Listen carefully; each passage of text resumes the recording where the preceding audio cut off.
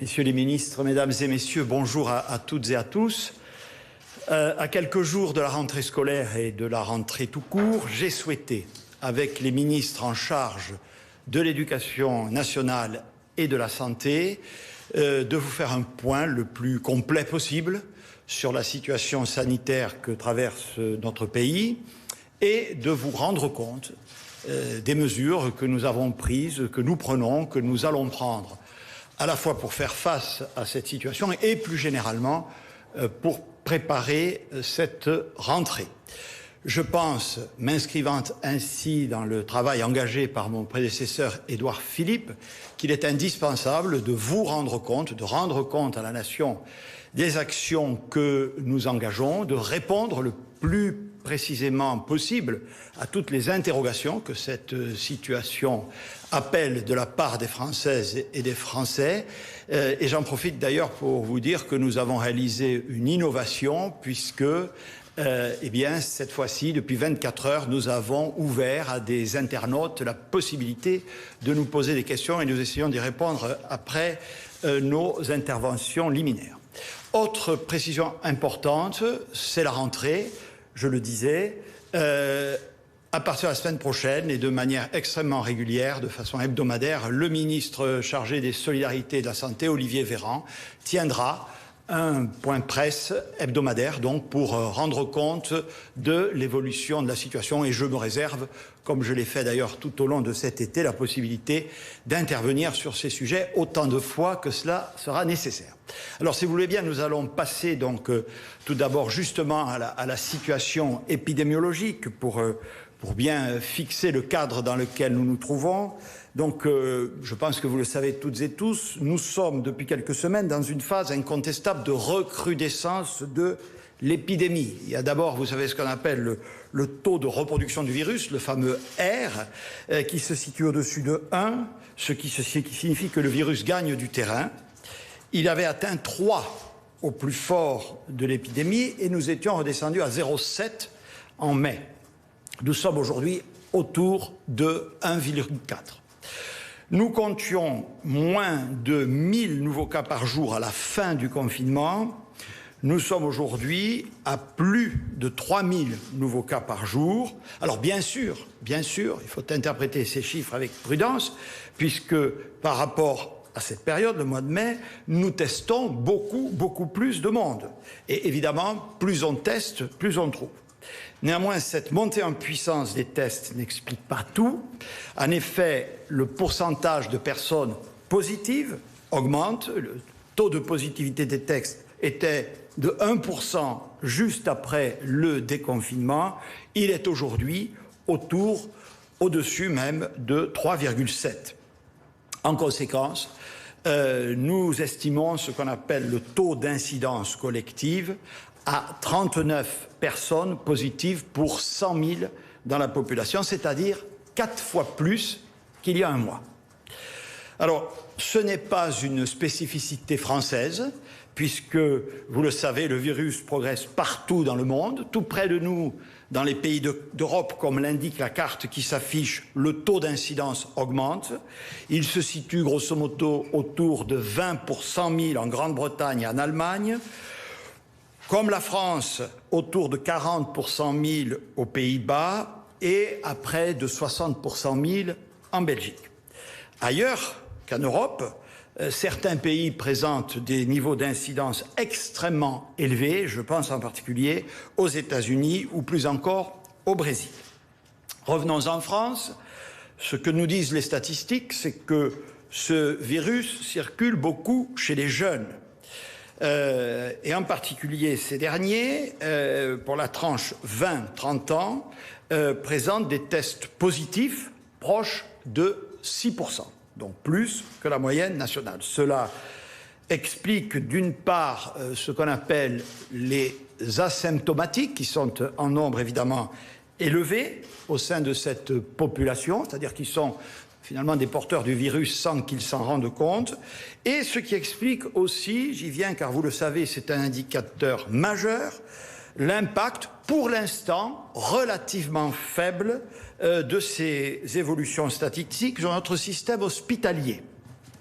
Cela étant, la positivité augmente pour toutes les tranches d'âge et le nombre d'hospitalisations, précisément, commence doucement, mais sûrement, à remonter. Plus de 800 patients Covid sont admis à l'hôpital par semaine en ce moment, contre 500 il y a 6 semaines. Ce n'est pas une explosion, c'est une tendance. Autre caractéristique, celle-ci géographique, le virus progresse sur tout le territoire français, mais évidemment, certains départements sont plus touchés que d'autres. Le virus circule désormais dans toutes les régions et plus, comme c'était le cas au début de l'épidémie, en Île-de-France et dans le Grand Est. Dans la majorité des départements, l'incidence a ainsi dépassé les 10 pour 100 000. Il y a toutefois de fortes disparités, comme l'indique la carte qui s'affiche au tableau, puisqu'un certain nombre de départements ont dépassé le seuil de 50 pour 100 000. Ce seuil est important dans notre batterie de mesures, puisque nous avons pris en conséquence la décision d'inscrire 19 nouveaux départements, vous les voyez sur la carte, en rouge, c'est-à-dire ce qu'on appelle en zone de circulation active du virus. Ça porte donc au total le nombre des départements concernés à 21, puisque Paris et les Bouches-du-Rhône y figuraient déjà. Cela, vous allez le voir, emporte un certain nombre de conséquences sur lesquelles je reviendrai.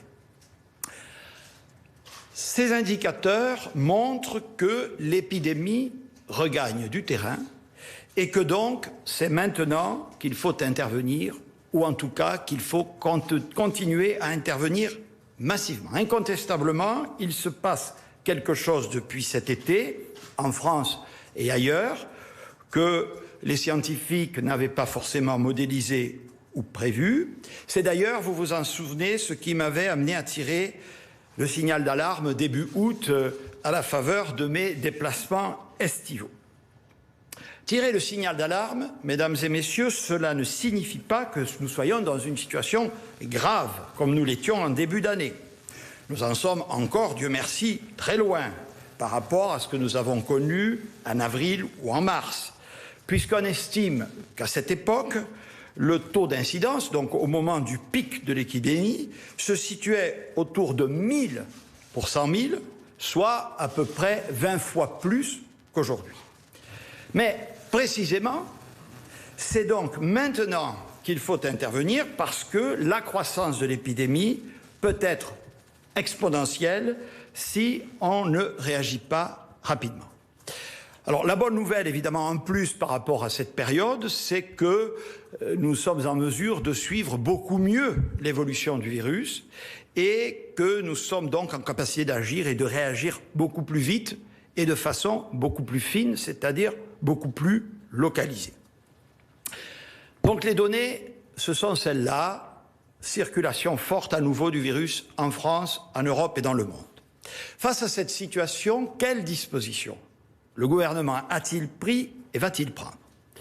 Je voudrais d'abord vous redire les principes qui nous guident, la logique globale, transversale, la cohérence de notre action.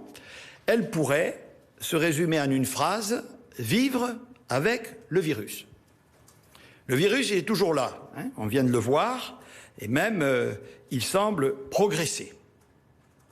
Nous devons donc nous doter de tous les moyens pour stopper cette progression et pour nous protéger. Et grâce à cette protection, à cette vigilance, nous devons tout simplement continuer au maximum à vivre, à travailler, à nous éduquer, à nous cultiver, à nous distraire, à vivre. Septembre est là, à notre porte, c'est, en France comme ailleurs, le mois de la reprise.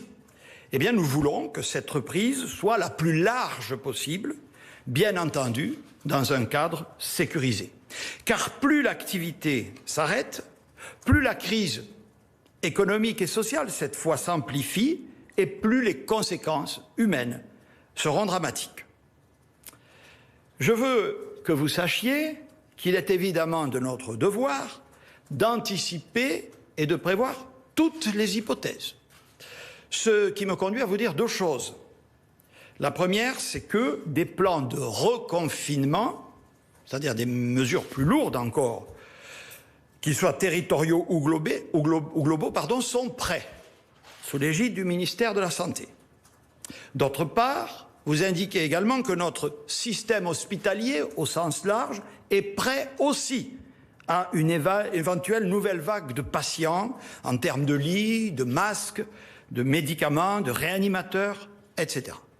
Mais notre objectif, c'est bien évidemment de tout faire pour éviter un reconfinement, surtout généralisé, pour éviter un afflux massif de patients dans les services de réanimation tels que nous les avons hélas connus.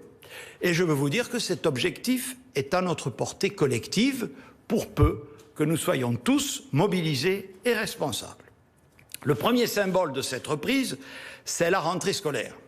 Et nous l'avons, je vous le dis, préparée avec soin depuis plusieurs semaines, car, comme le virus, vous l'avez peut-être observé, le gouvernement n'a pas pris de vacances.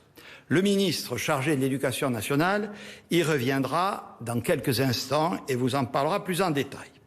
La reprise, c'est celle qui va s'effectuer dans le milieu professionnel, en présentiel ou en télétravail, pour lequel nous avons également pris des dispositions afin que cette reprise s'effectue le mieux possible. C'est pourquoi nous devons, évidemment, en premier lieu, c'est la prévention, garantir la plus grande protection sanitaire face au virus à toutes et à tous.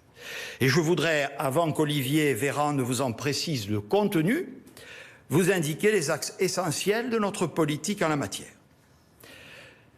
Notre première arme pour lutter contre la propagation du virus, c'est évidemment la prévention. Cette prévention, je veux le répéter une nouvelle fois devant vous avec solennité, elle concerne et s'adresse à tous, mais nous la devons en premier lieu aux personnes qui sont les plus vulnérables à la maladie, c'est-à-dire les plus de 70 ans ou celles et ceux d'entre nous qui sont atteints de certaines pathologies chroniques graves et que le virus pourrait fragiliser davantage encore. Ce sont ces personnes qu'il faut protéger au maximum, car ce sont elles qui, nous le savons, développent les formes les plus graves de la maladie et parfois les formes les plus mortelles. Nous avons fait en la matière de grands progrès, nous leur avons passé des messages constants qu'elles ont captés. Mais il faut que toutes les autres générations soient extrêmement responsables et protectrices à leur endroit. Puisque nous parlons de la rentrée scolaire, par exemple, évitons que papy et mamie aillent chercher les enfants à l'école, quitte à renforcer le périscolaire jusqu'à ce que les parents puissent venir eux-mêmes les récupérer. Vous le savez, cela a été dit et redit, la protection passe aujourd'hui par le port du masque, le plus possible. Nous avons, depuis des mois, progressé dans la connaissance du virus, notamment sur le fait que sa transmission puisse être aéroportée, comme le dit l'Organisation mondiale de la santé. Notre Haut Conseil de santé publique a en conséquence fait un certain nombre de recommandations sur le port systématique du masque. Et nous avons pris, et nous allons continuer à prendre, des décisions en ce sens. Je vous rappelle que le masque a d'abord été rendu obligatoire dans les transports dès le 11 mai, au début du déconfinement. Puis dans les commerces et les lieux recevant du public.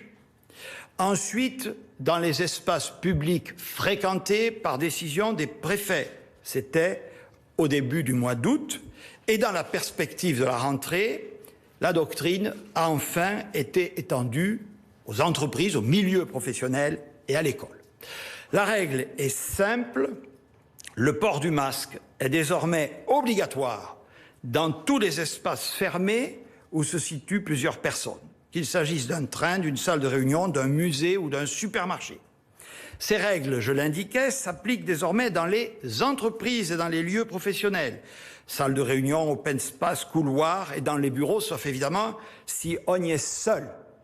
Nous attendons, je le précise tout de suite, de savoir dans quelle mesure le Haut Conseil de la santé publique, dans certains territoires ou dans certaines organisations professionnelles, nous autorise à faire quelques adaptations à ce principe général, qui est un principe protecteur.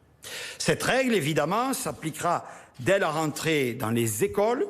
Tous les enseignants de la maternelle au lycée devront être masqués, de même que tous les élèves à partir du collège, suivant encore les recommandations tant des sociétés de pédiatrie que du Haut Conseil pour la santé publique.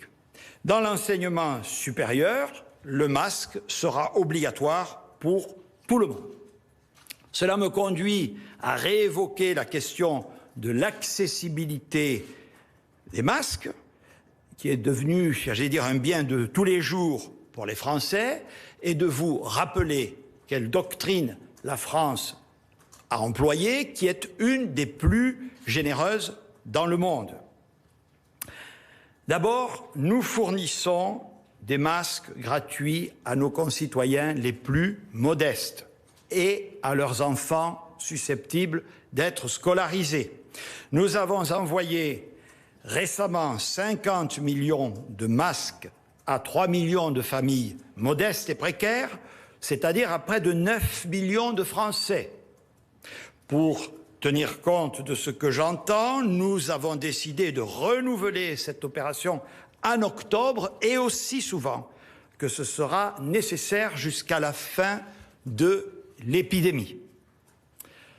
Les personnes ayant des difficultés de revenus, d'une part. D'autre part, les personnes vulnérables à la maladie, que j'ai déjà évoquées, et qui ont besoin de masques souvent spécifiques, je rappelle que depuis le mois de mai, elles peuvent se fournir gratuitement auprès de leur officine sur prescription médicale.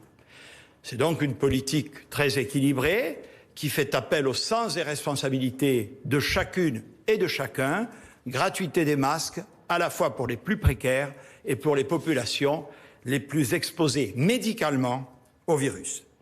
J'ajoute que le port du masque ne doit pas nous faire oublier le respect des gestes barrières. Nous devons continuer à nous laver les mains régulièrement, à nous tenir à plus d'1 mètre de distance les uns des autres lorsque cela est possible. Au-delà des règles, des interdictions et des sanctions, nous devons donc surtout faire attention finalement dans notre vie quotidienne. Porter un masque, ça n'est pas toujours très simple. Se tenir à distance des autres, ça n'est pas un réflexe absolument spontané. Et pourtant, avouons ensemble que ce ne sont pas non plus des contraintes insurmontables. Éviter autant que possible les fêtes familiales, respecter les gestes barrières même lorsqu'on est en famille chez nous, etc. Je vous rappelle que seuls 20% des contaminations s'expliquent par des clusters, des regroupements, soit en milieu professionnel ou extra-professionnel, ce qui signifie que l'essentiel de la transmission du virus se fait par des contacts du quotidien, notamment dans l'espace privé. Nouvel appel à notre sens des responsabilités. Donc, la protection, le recours au masque, premier outil que nous développons. Notre deuxième arme, c'est ce qu'on appelle casser les chaînes de transmission, faire en sorte que quelqu'un qui a le virus ne puisse pas contaminer une autre personne. Cela suppose, vous le savez, de tester, d'isoler les personnes que ces tests ont révélées comme étant porteuses du virus et d'identifier les personnes avec lesquelles ces dernières ont été en contact. Le triptyque, présenté depuis longtemps aux Françaises et aux Français, testé, tracé, isolé, lui aussi fait appel à la responsabilité de chacun. Nous devons, lorsque nous sommes positifs, identifier les personnes avec qui nous avons été en contact et nous devons respecter l'isolement. J'appelle votre attention sur le fait que nous avons déployé une capacité à tester désormais parmi les meilleures du monde. 830 000 tests par semaine avec la perspective du 1 million de tests hebdomadaires en septembre. Nous avons déployé un dispositif de tests aux frontières, notamment à Roissy, qui s'est révélé performant. Bien sûr, nous avons encore des progrès à faire. Olivier Véran y reviendra, notamment pour permettre un accès privilégié au dépistage aux personnes présentant des symptômes et pour favoriser d'autres techniques de test. Et là aussi, nous trouverons toujours des endroits où il y a des files d'attente, des difficultés. Il faut que nous soyons patients et nous sommes évidemment mobilisés pour les résoudre. Notre troisième arme sur laquelle s'appuie notre gestion de cette épidémie, c'est l'approche territoriale. J'ai souhaité, le gouvernement précédent l'avait fait, que le risque épidémique soit piloté au plus près du terrain, avec des stratégies de réponse ciblées, rapides et graduées, dès lors qu'est constatée une dégradation de la situation épidémiologique dans tel ou tel territoire. L'illustration la plus nette de l'efficacité de cette stratégie, c'est sans doute celle que nous avons observée en Mayenne. L'ensemble des médias a rendu compte de cette situation. Le 28 juillet, au pic de la situation critique dans ce département, le taux d'incidence avait dépassé 180 personnes pour 100 000.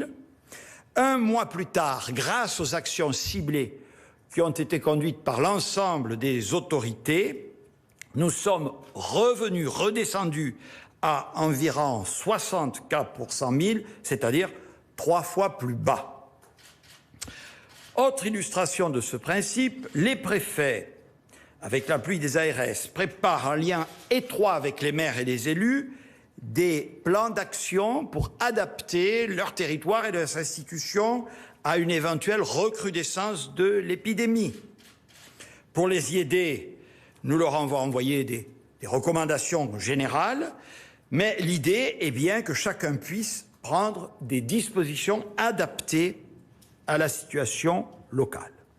Dans tous les territoires également, j'ai demandé aux représentants de l'État, toujours du reste en lien avec les élus, d'établir des plans de contrôle afin de s'assurer du respect des règles de protection sanitaire. Il ne suffit pas d'édicter des obligations, encore faut-il veiller à leur respect, le port du masque, les règles dans les établissements recevant du public, les contrôles, etc.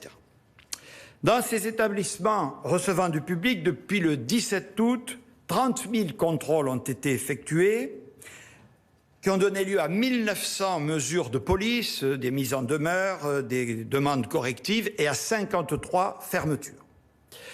Et actuellement, nous sommes, s'agissant des infractions au port du masque, à environ un flux de 700 verbalisations par jour.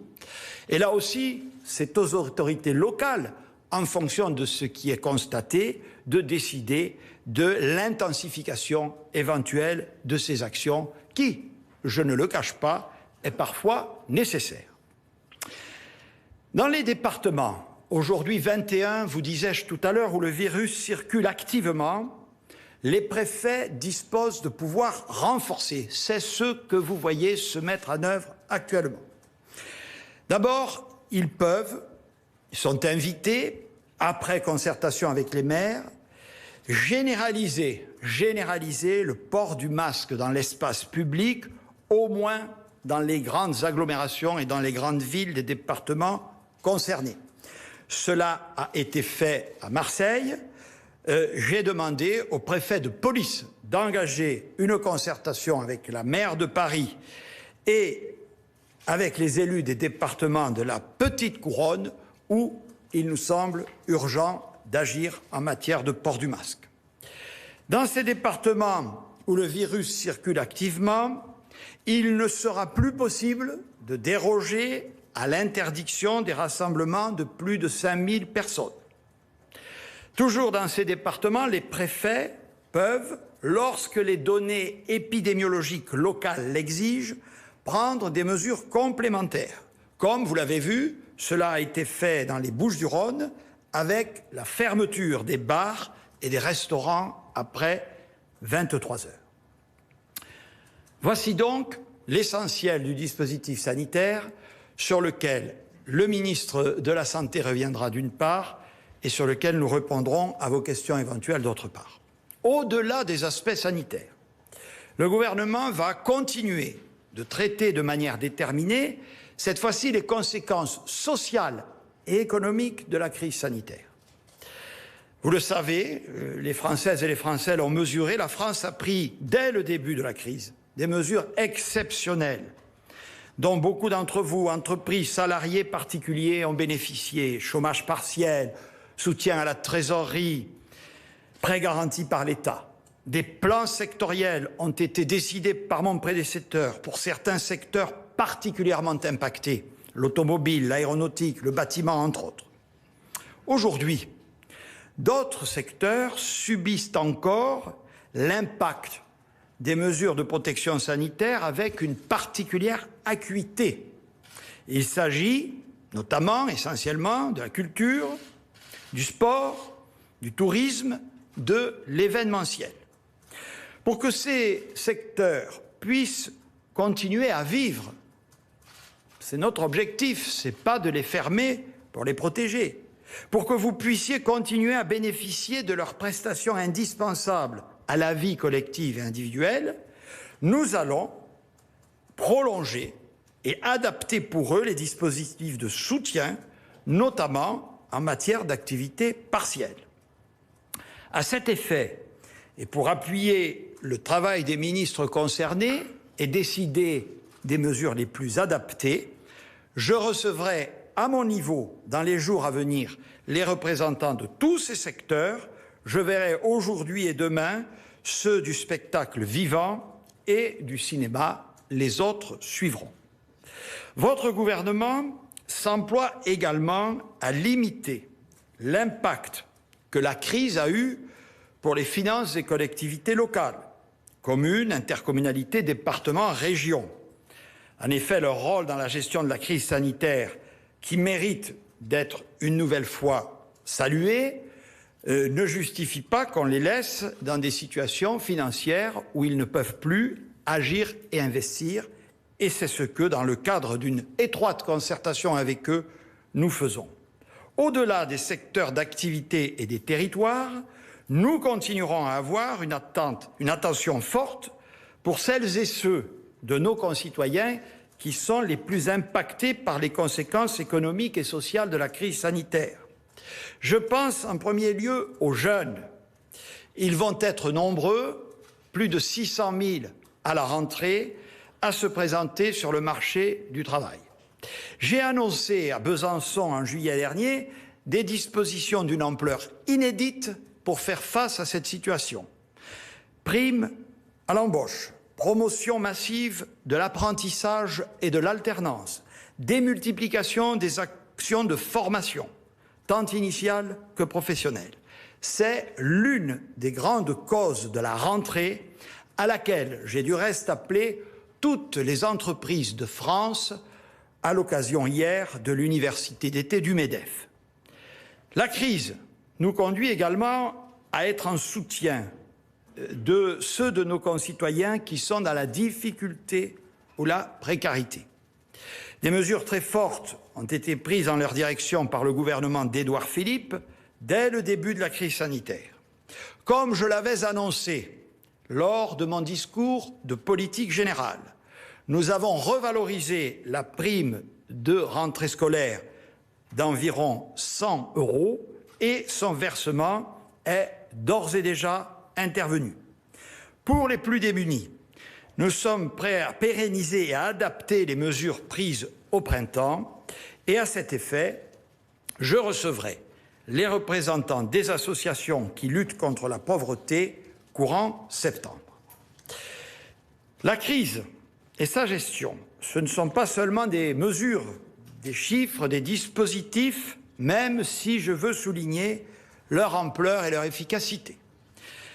La crise doit d'abord se traiter et se régler par la solidarité, la prise en compte de chaque situation, l'écoute, l'humain, la considération que nous devons à chaque personne touchée et à chaque territoire impacté. Le gouvernement que je dirige cherche et cherchera toujours les voies du rassemblement, de la concertation, du dialogue avec les partenaires sociaux, avec les collectivités locales, avec les citoyens. Ces valeurs, n'en doutez pas, comme l'a rappelé le chef de l'État, sont les meilleurs antidotes à la crise sanitaire, économique et sociale. Au-delà de ces mesures indispensables de sauvegarde, d'accompagnement et de solidarité, notre gouvernement, en cette rentrée, va également, comme le lui a demandé le président de la République, tirer les enseignements plus structurels de cette crise sanitaire inédite. Nous avons commencé de le faire pour notre système de santé et de soins. La signature en juillet dernier de l'historique accord dit du Ségur de la santé doit nous permettre de revaloriser les personnels pour accroître l'attractivité de ce secteur vital et leur exprimer la reconnaissance qui leur est due, de créer des postes de l'ordre de 15 000, d'investir et de moderniser les établissements, d'améliorer l'organisation, de décloisonner, de renforcer l'accès aux soins. Nous allons également, et cela a commencé, créer les conditions d'une relocalisation en France de la production de produits stratégiques pour la santé et les industries de santé, masques, médicaments, dispositifs médicaux, biotechnologie. Nous voulons également, et plus globalement, à partir des circonstances présentes, aider l'ensemble de notre économie à se transformer dans le sens d'une souveraineté accrue, d'une transition écologique ambitieuse, d'une modernisation de nos réseaux et de nos infrastructures. Nous allons massivement investir pour rapidement retrouver le chemin de la croissance, qui est, vous le savez, le meilleur levier pour lutter contre le chômage et rétablir nos finances publiques. Tel sera l'objet du plan de relance qui sera présenté en détail le 3 septembre prochain et qui s'inscrira en parfaite cohérence avec la logique de réforme et de transformation engagée depuis 2017. J'invite maintenant Monsieur le ministre de l'Éducation nationale à faire devant vous un point sur la préparation de la rentrée scolaire.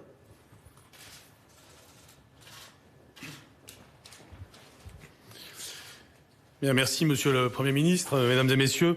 La crise sanitaire est là, nous venons d'entendre l'ensemble des éléments caractérisant la situation qui nous environne et nous y répondons avec toute l'énergie nécessaire et la volonté dont sont capables les personnels de l'éducation nationale. L'objectif, c'est évidemment de répondre efficacement aux enjeux de la crise en considérant que l'école de la République n'est certainement pas une variable d'ajustement de la crise sanitaire. Autrement dit, il faut que les enfants aillent à l'école et ils iront à l'école dès la semaine prochaine. L'école est un élément essentiel pour notre société et c'est l'élément essentiel évidemment de la construction de notre avenir, de l'avenir de nos enfants.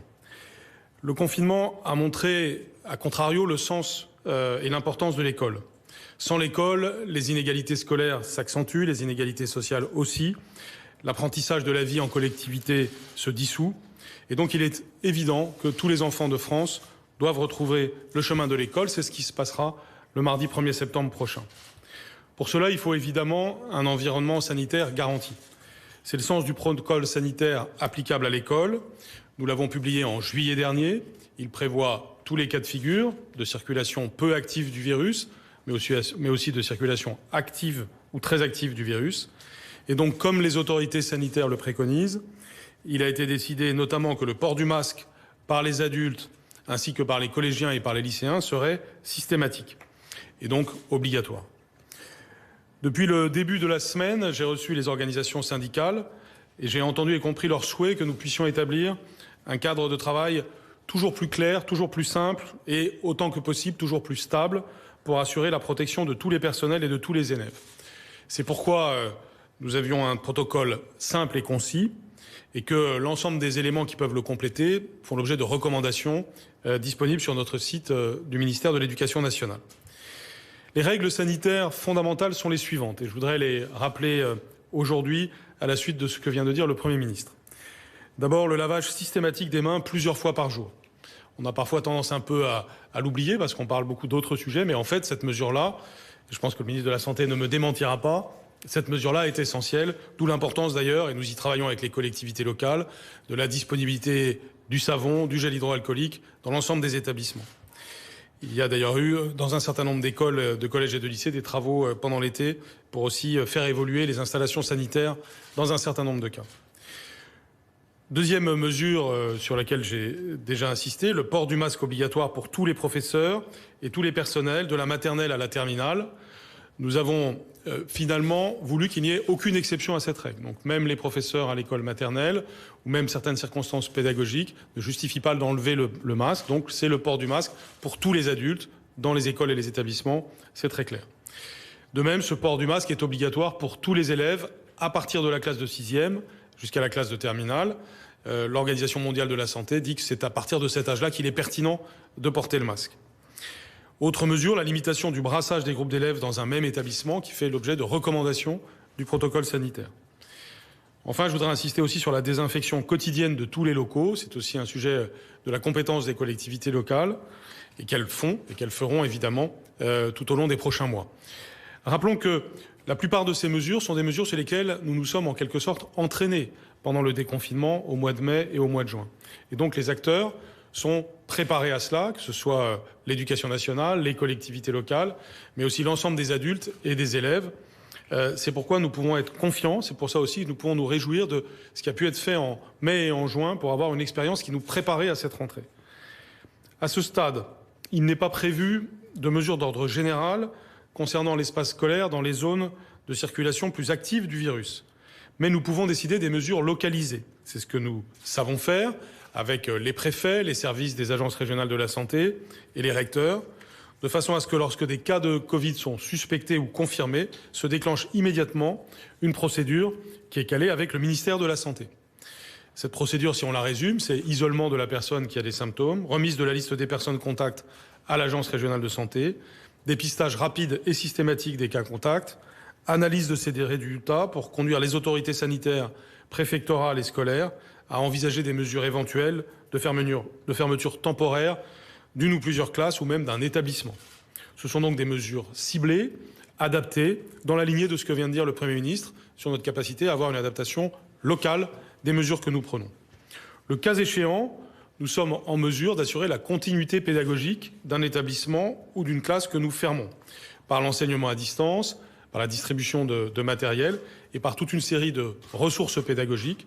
Tout ceci est détaillé aussi sur le site du ministère de l'Éducation nationale au travers d'un plan de continuité pédagogique et au travers des ressources que nous publions. Je pense par exemple aux centaines d'heures de cours qui sont enregistrées aujourd'hui et au système Ma classe à la maison développé par le Centre national d'enseignement à distance.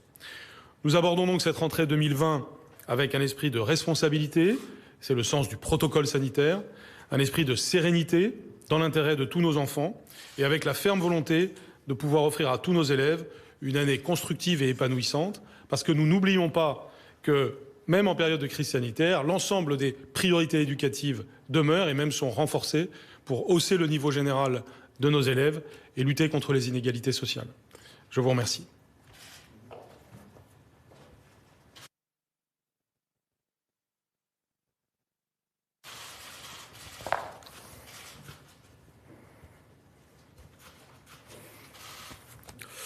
Monsieur le Premier ministre, Mesdames et Messieurs, vous le savez, le Premier ministre l'a rappelé, l'épidémie ne s'est jamais arrêtée dans notre pays.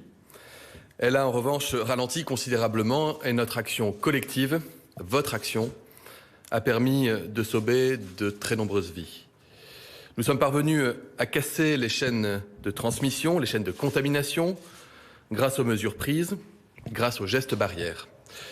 C'est ce principe de limiter la circulation du virus qui guide toutes les mesures qui sont prises dans notre pays et d'ailleurs dans la plupart des pays du monde depuis des mois. Le virus, nous devons continuer à le traquer. Cela repose sur 3 enjeux que le Premier ministre a énoncés et sur lesquels, à votre demande, je vais revenir peut-être un peu plus en détail encore. Tout d'abord, pour traquer, il faut tester. Vous le savez, lors de la vague épidémique, nous avons considéré tout malade suspect du coronavirus comme malade a priori, avec ou sans diagnostic biologique, à l'instar de ce que nous faisons dans notre pays depuis des décennies pendant les épidémies grippales notamment, et suivant ainsi les recommandations internationales. Depuis, les choses ont évolué. D'abord, les recommandations scientifiques, françaises, internationales, nous ont dit de tester davantage. Notre connaissance du virus nous a incités à tester davantage. Et enfin, nous avons tout mis en œuvre avec les laboratoires publics et privés de notre pays pour être en mesure de tester davantage. Je m'étais engagé lors d'une précédente conférence de presse à ce que nous puissions progressivement tester jusqu'à 700 000 Français par semaine. Grâce aux efforts de tous, et je veux les saluer notamment en période estivale parce que personne n'a chômé.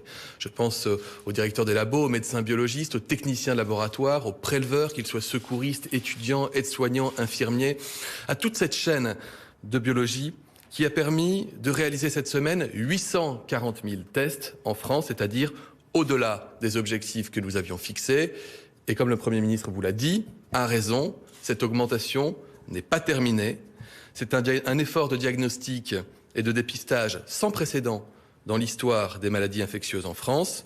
Je me suis entretenu avec les laboratoires hier, à qui j'ai fixé un objectif de monter à court terme à 1 million de tests par semaine. Alors pourquoi 1 million de tests?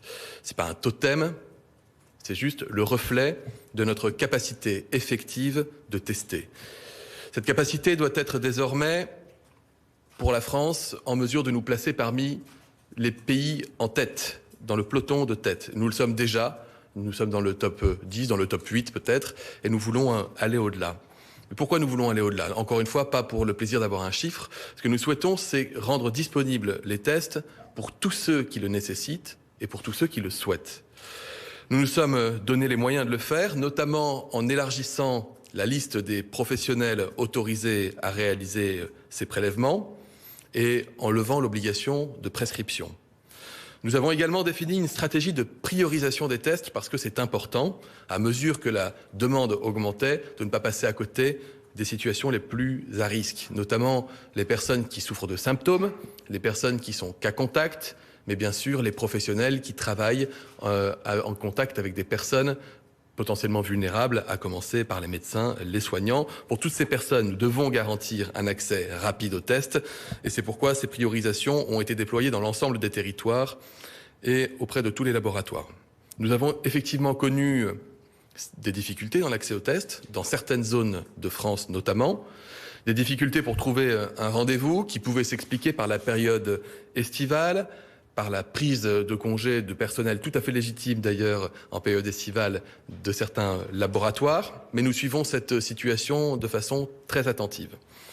D'ailleurs, je le dis, il est possible que dans les prochains jours, compte tenu du fait que nous avons recommandé à un certain nombre de Français qui revenaient de zones de circulation active du virus à se faire tester avant de reprendre le cours de leur vie normale, il est possible qu'à nouveau il y ait quelques embouteillages dans certains laboratoires, de certains territoires, mais je le redis, la priorisation est essentielle. Ainsi, si vous n'avez pas de symptômes, si vous n'avez pas été cas contact, mais que vous avez une inquiétude, une interrogation et que vous souhaitez pouvoir vous faire tester, il est possible que dans ce contexte particulier des prochains jours, on puisse vous demander de patienter quelques jours avant de pouvoir vous faire tester, mais dans les mêmes conditions, évidemment, que cet été, et ce n'est pas grave en soi.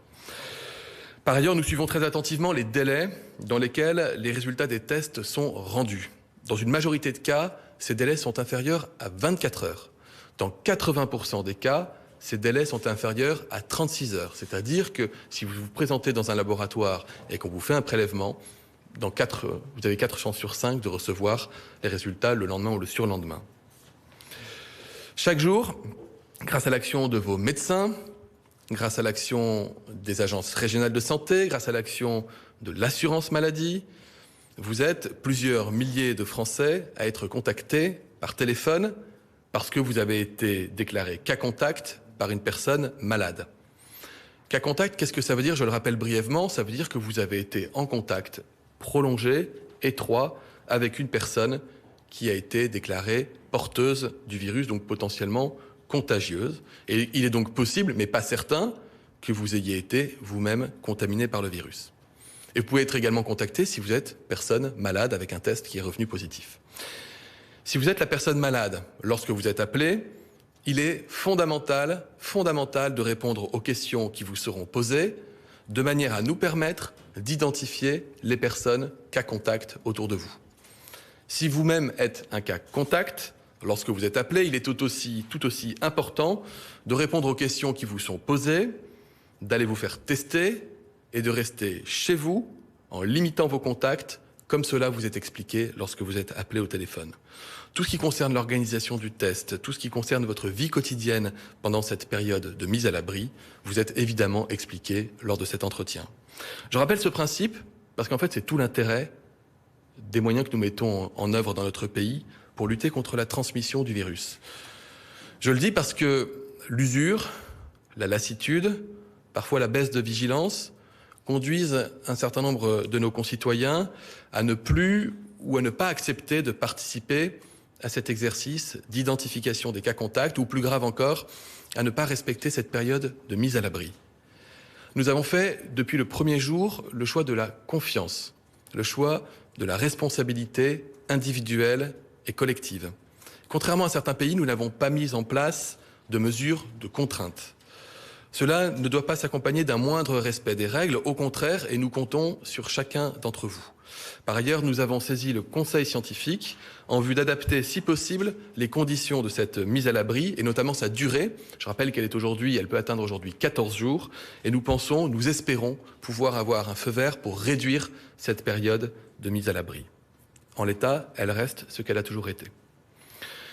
Une autre manière de vous protéger est de protéger ceux qui vous entourent, et une autre manière d'être informé, c'est de télécharger une application Stop Covid. Je rappelle qu'elle est gratuite, qu'elle est anonyme, qu'elle est sécurisée totalement. Plus de 2,5 millions, près de 2,5 millions de Français l'ont adoptée. Et je le dis, plus nous serons nombreux, plus elle fonctionnera et portera ses effets avec efficacité. Vivre avec le virus, vous le savez aussi, c'est avoir une attention particulière envers les personnes vulnérables, envers les personnes précaires également. Concernant les personnes âgées en EHPAD, vous le savez, nous avons été amenés à prendre au printemps dernier des décisions très difficiles sur le plan humain, mais des décisions qui étaient nécessaires pour sauver des vies auprès des milieux des personnes âgées protégées. Concernant ces personnes âgées en EHPAD, ce que nous faisons, c'est que nous intensifions le dépistage des personnels, notamment dans les zones où le virus circule activement. Nous maintenons un soutien médical à haut niveau, avec ce qu'on appelle des astreintes de gériatres, des interventions facilitées pour les médecins libéraux en EHPAD, des équipes mobiles hospitalières. Les décisions d'encadrement des visites qui pourraient être prises le seront au cas par cas et de façon toujours proportionnée. Notre but, c'est d'éviter au maximum un reconfinement généralisé des EHPAD parce qu'il a été très douloureux pour les résidents, pour leurs familles, pour les aidants et pour le personnel. Cela ne se fera que si les gestes barrières sont appliqués avec la plus particulière vigilance dans les EHPAD, notamment sur la question du port du masque. Quoi qu'il en soit, les familles doivent et seront informées de toute évolution de la situation. Concernant les personnes âgées à domicile, nous maintiendrons ce qu'on appelle les opérations d'aller plus vers les personnes à domicile pour que la mise à l'abri ne soit pas synonyme d'isolement. Nous pouvons compter sur la mobilisation des collectivités territoriales avec des appels réguliers, du portage des repas. Nous maintenons la consultation spéciale bilan et vigilance auprès du médecin traitant. Enfin, concernant les personnes fragiles de retour au travail, je le dis, notre priorité reste bien évidemment la santé des travailleurs, mais nous devons aussi nous préoccuper d'éviter des risques de désinsertion professionnelle après un arrêt d'activité très long de plusieurs mois.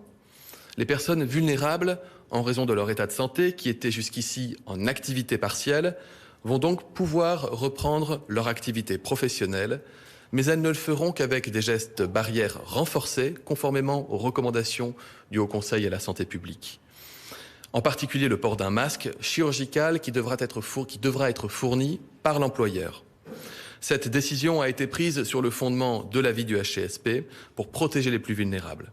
Et nous garderons encore la possibilité d'un maintien d'activité partielle pour les plus vulnérables, en tout cas les plus fragiles des vulnérables, ceux qui présentent un risque particulièrement élevé de développer une forme grave de Covid-19.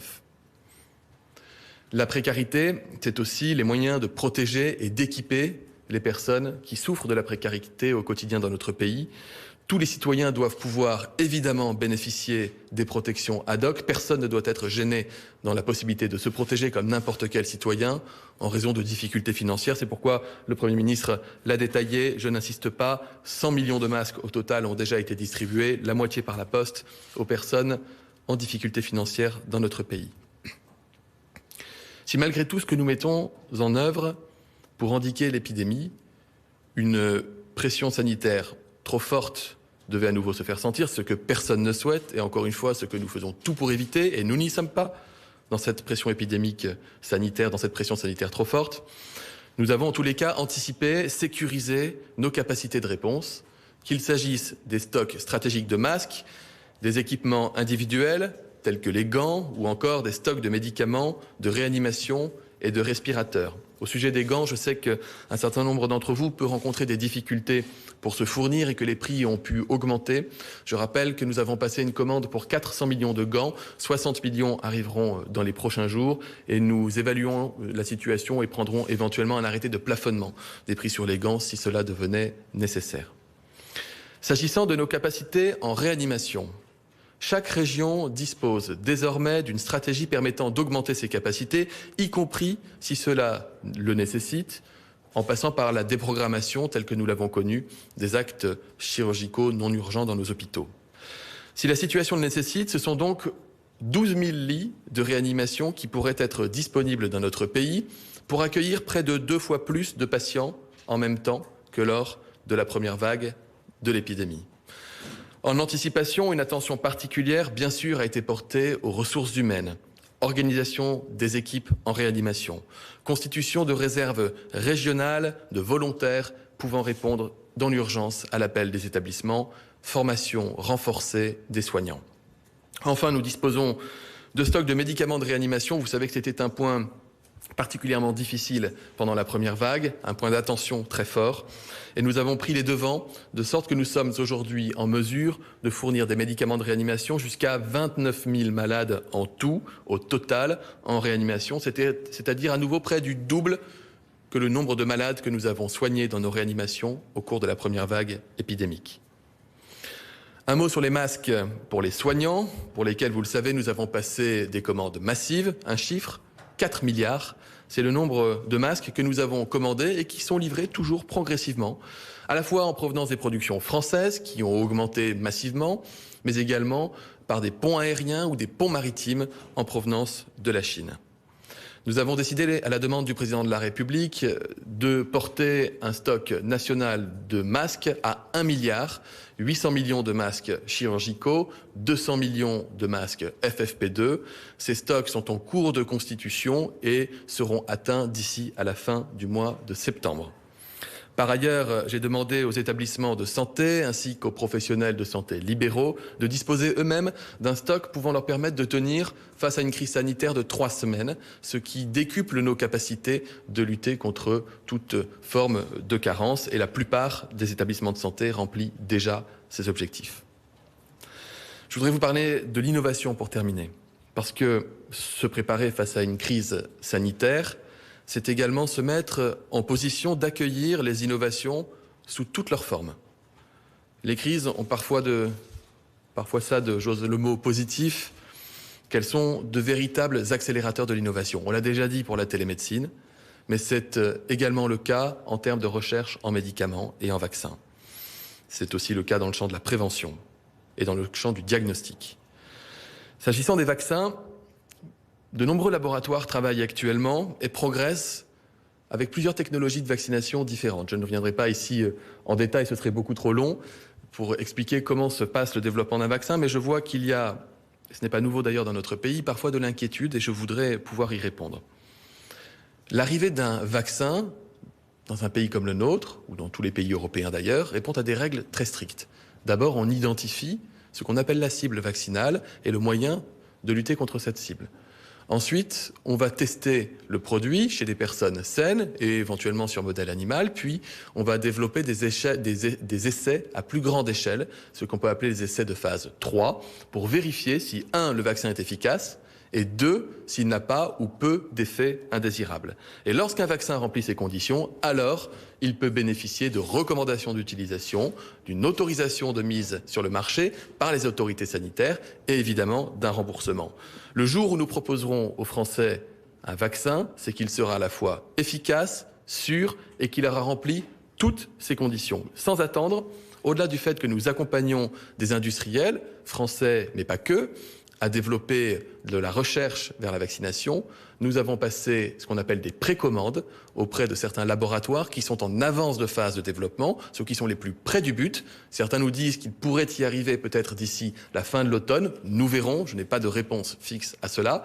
Et nous avons décidé, à la demande du président de la République, de travailler à l'échelle européenne avec la Commission européenne pour pouvoir préparer l'arrivée de vaccins et faire en sorte que tout le monde puisse en bénéficier. Concernant les traitements du Covid, la prise en charge des patients fait l'objet depuis le début de l'épidémie, vous le savez, de recommandations qui sont strictement fondées sur les résultats de la recherche scientifique et médicale, actualisées régulièrement par le Haut Conseil de santé publique, en fonction de nouvelles données qui peuvent arriver à la fois de la France et à la fois du monde entier. Nous en sommes toujours au stade de la recherche scientifique. Et j'entends les impatiences, mais je le redis, le temps scientifique, le temps médical n'est pas le temps politique. Il faut du temps pour développer un médicament qui soit fiable et sûr. Cela étant, nous accompagnons de grands essais thérapeutiques menés en France et à l'international, qui peuvent être conduits par des institutions publiques ou par des laboratoires privés. Et nous avons mis, et notamment la recherche française, a mis en exergue certains traitements d'intérêt, comme le traitement par dexaméthasone, qui est un dérivé de la cortisone et qui réduit les formes graves dans de nombreuses situations. Nos chercheurs travaillent, croyez-le, d'arrache-pied. L'innovation concerne aussi la biologie médicale de manière à faciliter les tests. Je pense notamment aux tests salivaires, qui pourraient être demain des tests rapides, faciles, qui pourraient éviter la montée désagréable que plus de 7 millions d'entre vous ont déjà connue d'un écouvillon dans les narines.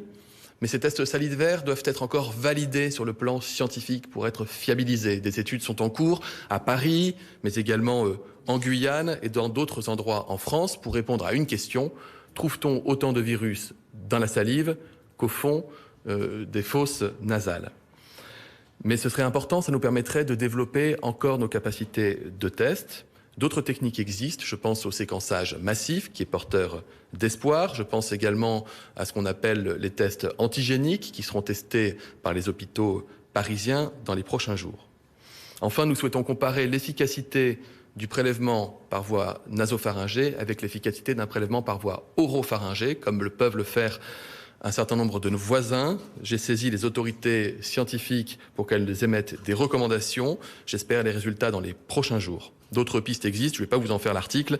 Non pas que le sujet ne soit pas passionnant, mais je ne suis pas certain que tous les Français qui nous regardent partagent ma passion pour les stratégies de diagnostic et de test. Mais à cette occasion, je tiens à faire un clin d'œil et à remercier vraiment les nombreuses PME françaises qui se sont mobilisées et qui continuent de se mobiliser et qui sont remarquablement créatives dans le champ de l'innovation. Vous l'aurez donc compris, ces innovations, nous nous y préparons. Nous faisons tout ce qui est en notre pouvoir pour les faciliter et demain pour les déployer, dès lors que la communauté scientifique et les autorités sanitaires les auront considérées comme fiables, sûres et efficaces pour nous aider à lutter contre l'épidémie.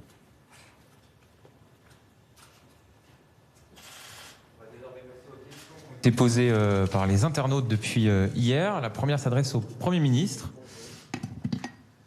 Alors, Monsieur le Premier ministre, une question d'Amélie via Facebook. Est-ce qu'il y aura un confinement généralisé ou local, car je suis une jeune en situation de handicap, je travaille dans un ESAT en Côte d'Or et ça me perturbe au niveau psychologique. Merci de me rassurer. Je pense que la perspective d'un confinement généralisé doit perturber beaucoup de personnes au-delà de cette dame en situation de handicap, si je comprends bien.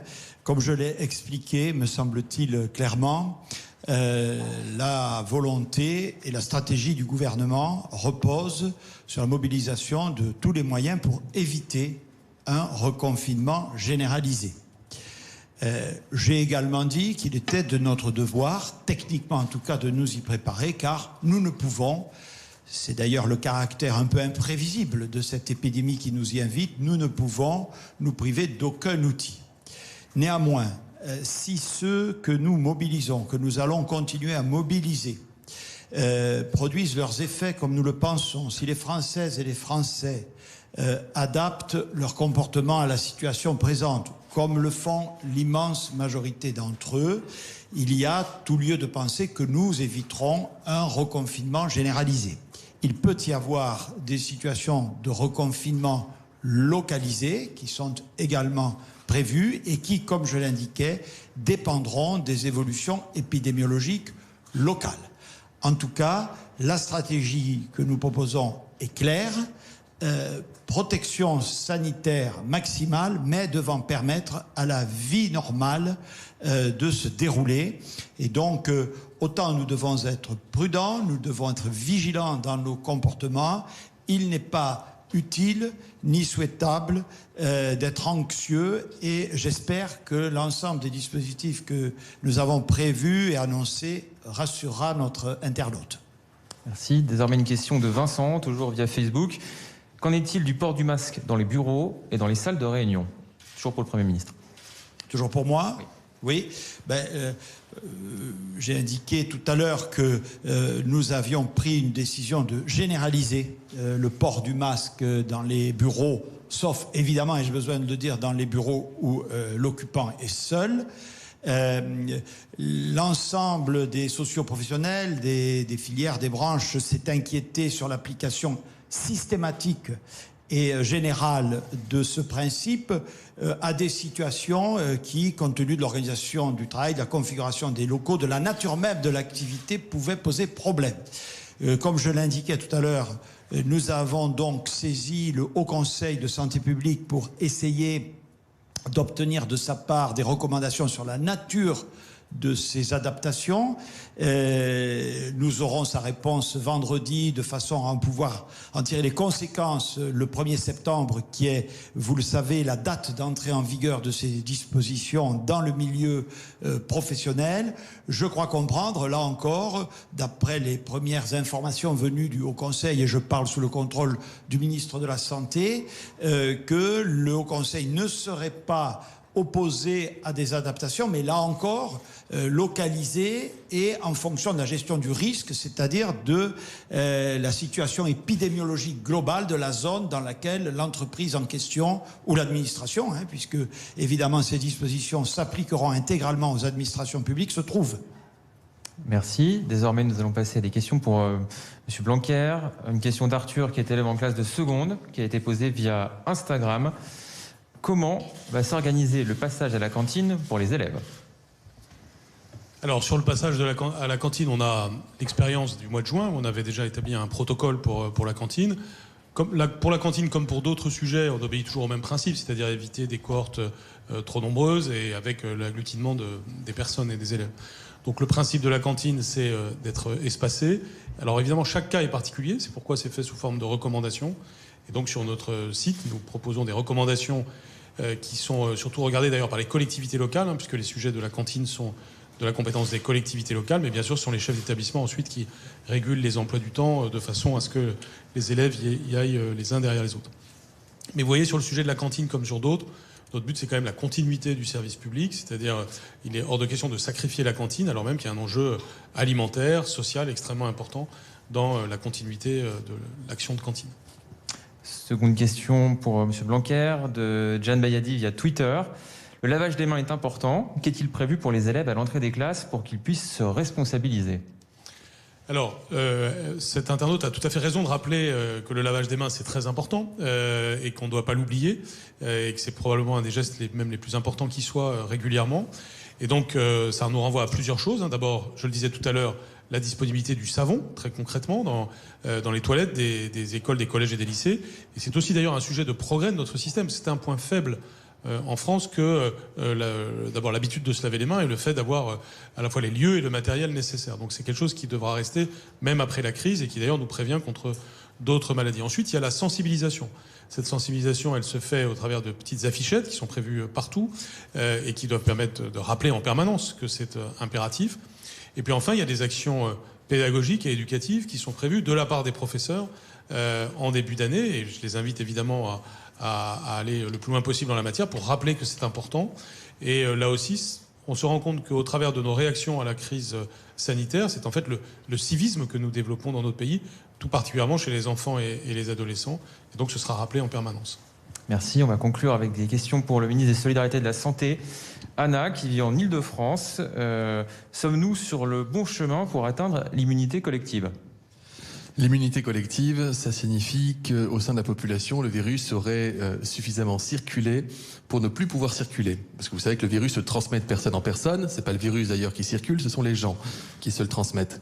On considère habituellement en épidémiologie que sur une infection virale, lorsque 50 à 60% d'une population a été contaminée, le virus arrête de circuler et qu'on a atteint l'immunité collective.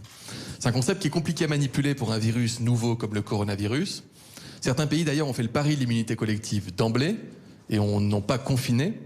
Non seulement ils ont eu une mortalité qui était élevée, voire très élevée, et par ailleurs le taux de ce qu'on appelle la séroprévalence, c'est-à-dire le pourcentage de population qui a été contaminée et donc immunisée contre le virus, n'y est pas forcément plus important qu'ailleurs. On estime, d'après les études qui sont faites par les scientifiques en France, qu'environ 5 à 15%, on va dire environ 10% de la population aurait été immunisée à l'issue de la première vague. Nous menons avec Santé publique France des études en population auprès de milliers de Français que nous comparons régulièrement pour regarder si ce taux d'immunisation a augmenté. Mais je le dis, le meilleur moyen d'atteindre une immunité de population, c'est la vaccination. C'est le moyen le plus sûr, le plus efficace. C'est ainsi qu'on éradique des maladies qui circulent. C'était le cas avec la poliomyélite, d'ailleurs, comme ça a été annoncé hier par l'Organisation mondiale de la santé. La transition est toute trouvée. La dernière question a été posée sur Instagram par Joshua. Est-ce que vous êtes optimiste sur l'arrivée d'un vaccin ? Alors j'ai beaucoup parlé du vaccin, donc je serai très bref là-dessus.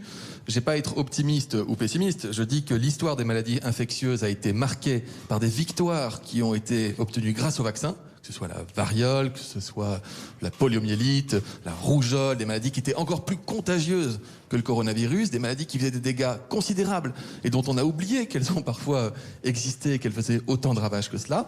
La vaccination est toujours le moyen par lequel nous avons vaincu les virus qui se transmettent fortement et qui font beaucoup de victimes. Donc nous avons besoin d'un vaccin. Toute la recherche mondiale est tournée vers cela. Je vois parfois, vous savez, je le redis, mais on a eu beaucoup de débats sur la vaccination en France, il y a de l'inquiétude, il faut pouvoir expliquer et rassurer. Je le dis, le jour où nous donnerons aux Français l'accès à un vaccin, c'est qu'il sera à la fois efficace et sûr. Nous ne prendrons aucun risque avec la santé des Français, mais il y aura, je pense, un travail de conviction à mener. Dire que c'est la Commission européenne, à l'échelle de tous les pays européens, qui travaille pour passer des commandes avec des comités indépendants internationaux qui déterminent de l'intérêt de tel ou tel produit en cours de développement. J'espère, je croise les doigts, que d'ici la fin de l'année 2020 ou au début de l'année 2021, nous pourrions avoir des pistes très sérieuses. En tout cas, nous mettons tout en œuvre pour que lorsqu'il existera, ce vaccin soit accessible pour tous les Français sans délai. Ce qui me donne, avant de vous céder la parole, l'occasion de dire qu'il y a un virus connu et dont les symptômes peuvent être proches de celui qui nous réunit aujourd'hui, qui est la grippe, et que donc, pour pas qu'il y ait confusion avec toutes les conséquences que cela pourrait entraîner, il faudra se vacciner le plus possible contre la grippe, toujours, mais particulièrement cette année. Mesdames et messieurs, nous vous écoutons. Madame. Monsieur le Premier ministre, bonjour. Valérie Astruc, France 2. Vous avez déclaré hier qu'il ne fallait pas s'affoler. Ce matin, vous venez de dire aussi qu'il ne fallait pas être anxieux. Le ministre de la Santé dimanche dit que la situation est à risque. Que doivent penser les Français ? Quel est le message ? Est-ce que vous souhaitez les rassurer ou au contraire les alarmer? Et puis deuxième question, le virus circule activement en Île-de-France. Est-ce que vous envisagez des mesures telles que celles prises à Marseille pour l'Île-de-France, ou en tout cas Paris et la Petite Couronne? Merci. Pas toujours pratique le masque, hein, voyez. Bien. Sur le message global, je vais le répéter sans cesse, c'est celui de la vigilance. Affoler les gens, madame, je n'ai jamais vu, ici ou ailleurs, en quoi cela pourrait être utile. Je crois d'abord, en démocratie, dire la vérité. La vérité, voilà. D'ailleurs, de vous à moi, les gens aussi voient ce qui se passe autour d'eux. Bon. Donc, il faut à la fois leur dire que nous, c'est notre premier rôle, l'État, les institutions publiques, le gouvernement, nous sommes prêts, nous nous sommes, comme les autres pays, améliorés dans la prévention et la gestion de cette épidémie depuis que nous en connaissons les effets, malgré l'incertitude de cette dernière. Et nous savons aussi, c'est pourquoi il faut marteler ces messages, que précisément cette lutte contre l'épidémie dépend aussi des comportements individuels de chacune et chacun. Donc, affoler, sûrement pas, appeler à la vigilance et au sens des responsabilités, très sûrement. Très sûrement. Est-ce que je trahirais le fond de la pensée de tout le monde et de tous les Français en disant que peut-être il y a eu une forme de relâchement ces dernières semaines qui peut expliquer les chiffres que j'ai présentés au début de mon intervention. Donc, voilà, tout le monde doit apporter, le gouvernement en premier lieu bien sûr, sa contribution pour faire face à cette situation. Donc je suis serein, mais parfaitement déterminé. Vous avez ensuite posé une question plus précise, on va dire, sur la situation francilienne. Les Bouches-du-Rhône, comme Paris, sont classés dans les départements de circulation active du virus, comme je l'ai indiqué tout à l'heure. Cela va entraîner des conséquences. Cela l'a entraîné à Marseille, à Paris. J'ai indiqué que le préfet, après concertation avec la maire, va étendre le port du masque dans l'ensemble de la capitale. Et la question, évidemment, se pose pour la petite couronne, compte tenu des circulations entre ces territoires. À Marseille, des dispositions complémentaires ont été prises, c'est ce à quoi vous faites allusion, madame, notamment sur la fermeture anticipée de certains établissements. En fait, d'après les données dont nous disposons, les deux zones, effectivement, dépassent les 50 pour 100 000 qui les classent dans la même zone, mais à ce jour, jusqu'à ce jour, il y a des indicateurs encore plus dégradés dans le sud, notamment concernant les personnes âgées, qui, comme je l'ai dit tout à l'heure, sont des personnes plus vulnérables, notamment sur le taux de positivité des tests, qui a conduit effectivement à envisager des mesures, je parlais tout à l'heure de gradation, un peu plus importantes, un peu plus sévères à Marseille. Mais, soyons clairs, nous sommes vigilants sur l'évolution de la situation et les mesures qui doivent être prises le seront en fonction des circonstances. Monsieur le Premier ministre, bonjour. Paul Bria pour l'agence France-Presse, AFP. Vous avez dit que vous étiez prêt à reconfiner éventuellement localement. À partir de quel taux d'incidence on pourrait imaginer des reconfinements? Monsieur le ministre de la Santé. On tient compte, comme l'a dit le Premier ministre, de plusieurs indicateurs. Jusqu'ici, et depuis le début de la crise, pour prendre des mesures, nous avons tenu compte de certains paramètres de diffusion du virus, l'incidence par exemple en est un, ou la positivité des tests. Et lorsqu'il a fallu prendre des décisions qui iraient au-delà encore de protection des personnes, c'était guidé par un indicateur majeur, très général mais fondamental, la pression sanitaire, la pression hospitalière, la montée des hospitalisations, la montée des réanimations, ce que nous ne constatons pas, en tout cas pas dans des proportions qui justifieraient aujourd'hui de se poser cette question. Et ce qu'a dit le Premier ministre est le plus important. C'est-à-dire qu'aujourd'hui, vous avez 4 fois plus de risques d'être porteur du Covid dans les Bouches-du-Rhône si vous avez 20 ans que si vous en avez 70 ou 80. Or, on sait que les personnes jeunes qui peuvent faire des formes graves, 30% des gens qui sont aujourd'hui en forme grave à l'hôpital ont moins de 60 ans.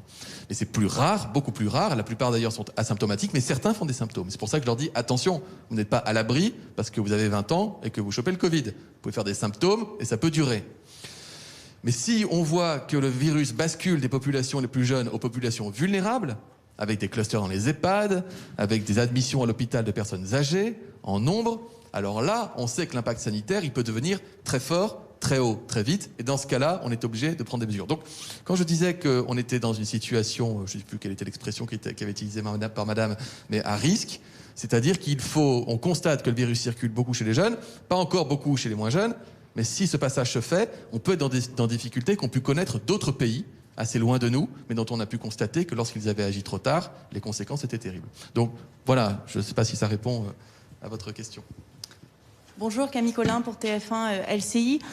Pourquoi privilégier maintenant le masque à la distanciation sociale? C'est le sentiment qu'on a dans les espaces culturels ou dans les cours de récréation, puisqu'il est obligatoire aussi dans les cours de récréation pour les plus de 11 ans.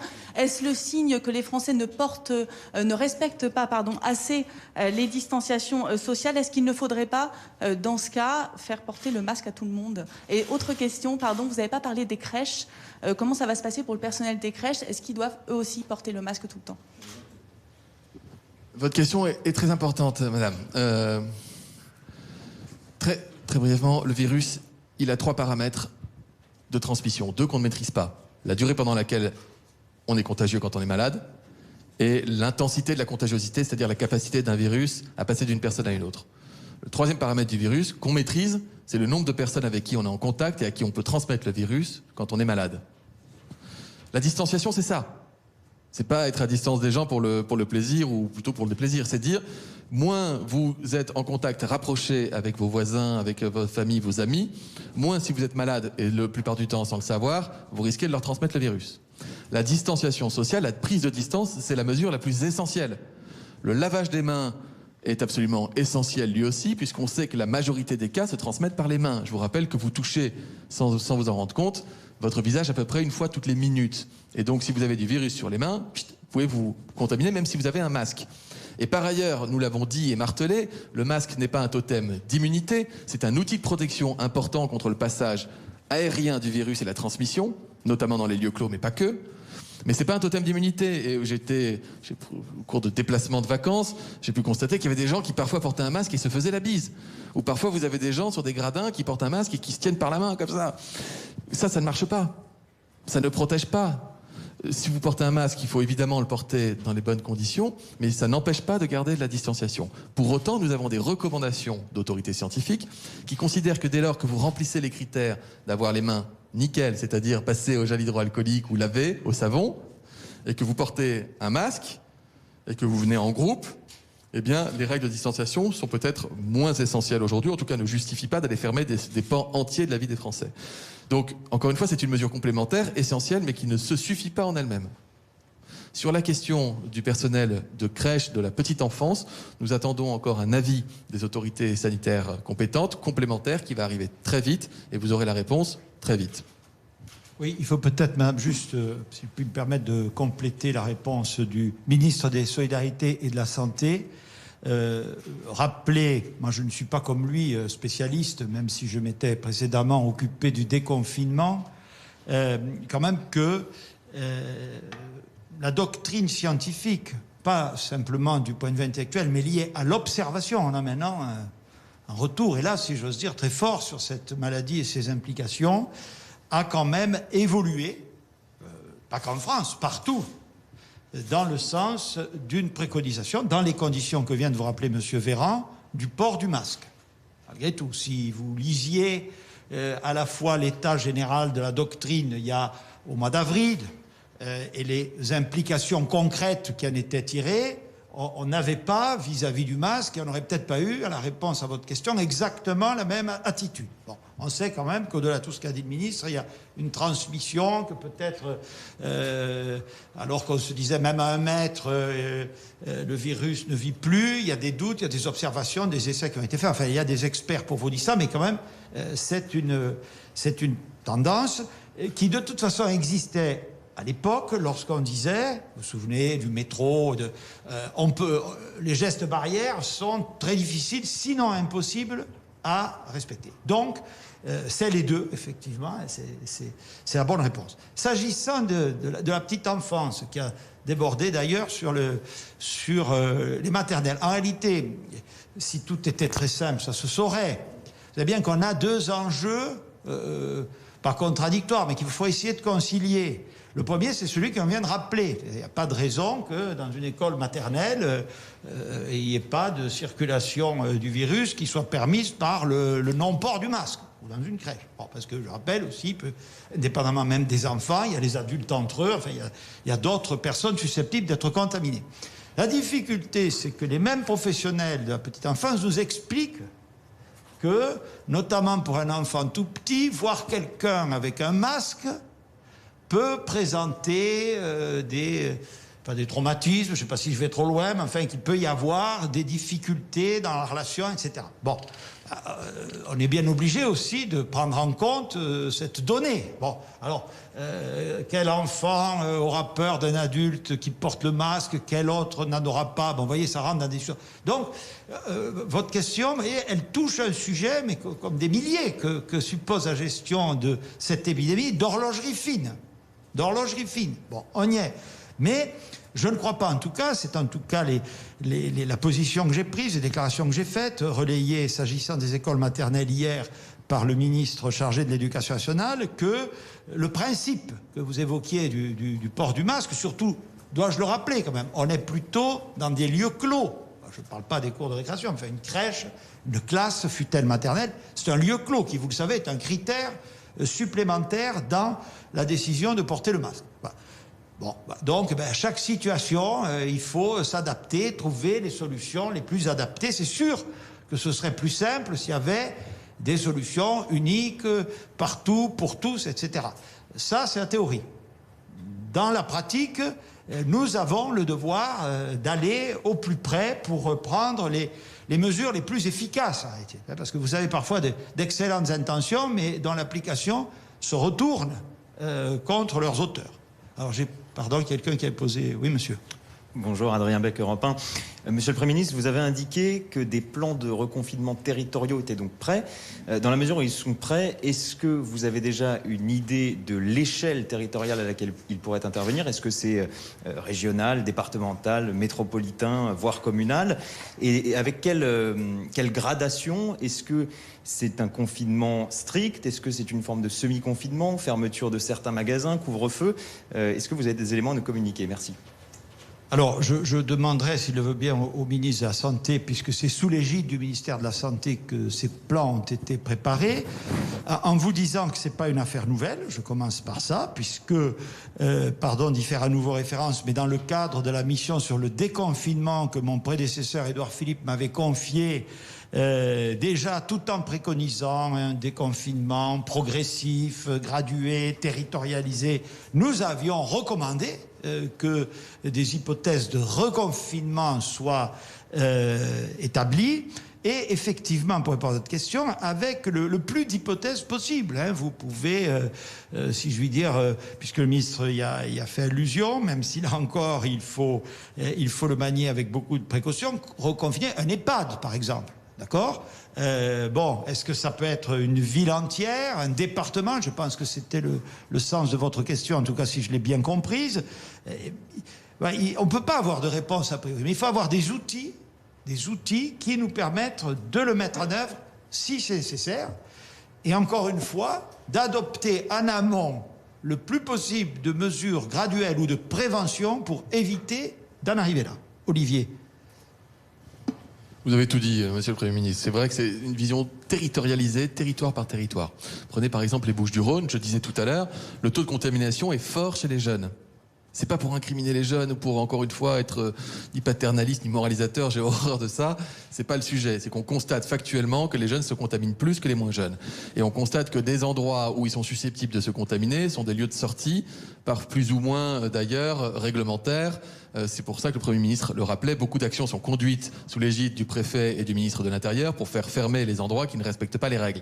Donc l'idée du couvre-feu, c'est-à-dire de fermeture anticipée des lieux de sortie le soir à Marseille, répond notamment à cette particularité. Mais si nous constations, comme l'a dit le Premier ministre, que les personnes âgées commençaient à se contaminer, nous aurions évidemment à l'esprit la protection la plus forte, des plus vulnérables et des plus fragiles d'entre nous. D'accord ? Donc on constate en fonction de telle ou telle situation qu'on peut apporter telle ou telle réponse. Ce que nous avons fait d'ailleurs, la Mayenne est un exemple réussi de plan, de ce qu'on appelle le plan rebond local, où ont été appliqués en Mayenne, je m'y étais d'ailleurs rendu pour voir les acteurs locaux sur place, où nous avons testé massivement, nous avons mis à l'abri massivement, et nous avons mis en place des mesures de restriction qui ont permis d'enrayer, d'endiguer l'épidémie avec succès. Donc partout où c'est nécessaire, nous le faisons. Ce que nous voulons éviter à tout prix, c'est l'idée justement d'un reconfinement général qui toucherait tout le pays de manière, j'allais dire aveugle, pas aveugle, nécessaire parce qu'elle était nécessaire et personne ne le remet en question au printemps dernier face à l'urgence sanitaire. Mais nous voulons justement anticiper pour ne pas arriver à une situation comme celle-ci. Oui. D'ailleurs, vous avez entendu dans la bouche du ministre l'emploi du mot plan rebond qui n'est pas tout à fait nouvelle, mais je crois que c'est la première là, des internautes, la résidente d'un ESAT qui disait que ça la stressait. C'est vrai que peut-être le mot rebond qui qualifie l'épidémie et les mesures qu'on prend pour y faire face est peut-être un peu moins anxiogène que reconfinement qui concerne des territoires et surtout, en l'occurrence, les populations qui y résident.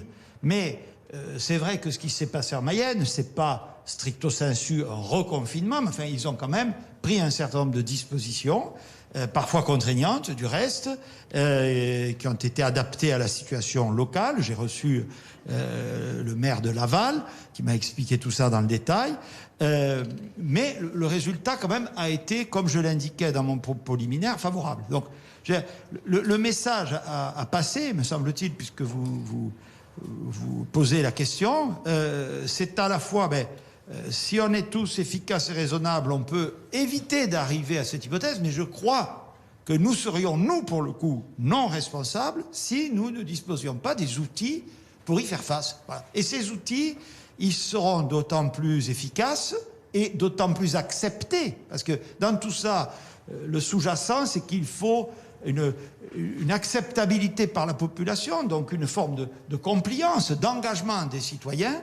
Donc, dire, attendez, on ne va pas, parce qu'on n'a pas su trouver les outils, embêter des gens qui sont à 1000 km, alors qu'il faut traiter une situation localisée. Je pense qu'il y a aussi derrière, non seulement de l'efficacité qui doit nous guider en premier chef, mais de la crédibilité, donc de l'acceptabilité des mesures que nous envisageons. Je le répète, on doit être sérieux dans tout ça, le plus fin, le plus adapté possible, pour permettre à la vie de notre pays, pour le plus grand nombre, et dans le plus grand nombre de circonstances temporelles, parce que ces mesures, elles peuvent être aussi limitées dans le temps, ces limites de rebond, le ministre l'a rappelé, pour permettre donc au plus grand nombre et de territoires et de personnes d'avoir une vie normale. Sauf qu'aujourd'hui, vivre avec le virus, et tant que M. Véran n'aura pas trouvé un vaccin, c'est une vie avec un certain nombre de contraintes, voilà, je vous vois tous là, oui, de respect de gestes barrières. Voilà, c'est vrai que c'est pas une vie tout à fait normale, mais comme je l'indiquais dans mon intervention, c'est pas non plus quand même une vie de bagne. Donc je pense que la démocratie peut parfaitement s'accommoder avec la gestion du virus. Et en tout cas, c'est le rôle de l'État et du gouvernement, il faut rappeler qu'il y a, encore une fois, des règles du vivre ensemble. C'est une forme de respect, finalement. Respectons-nous, voilà. On a applaudi, on avait fait une action de communication que je trouvais très bien, c'est moi qui l'avais faite. On a applaudi les soignants, et on a bien fait.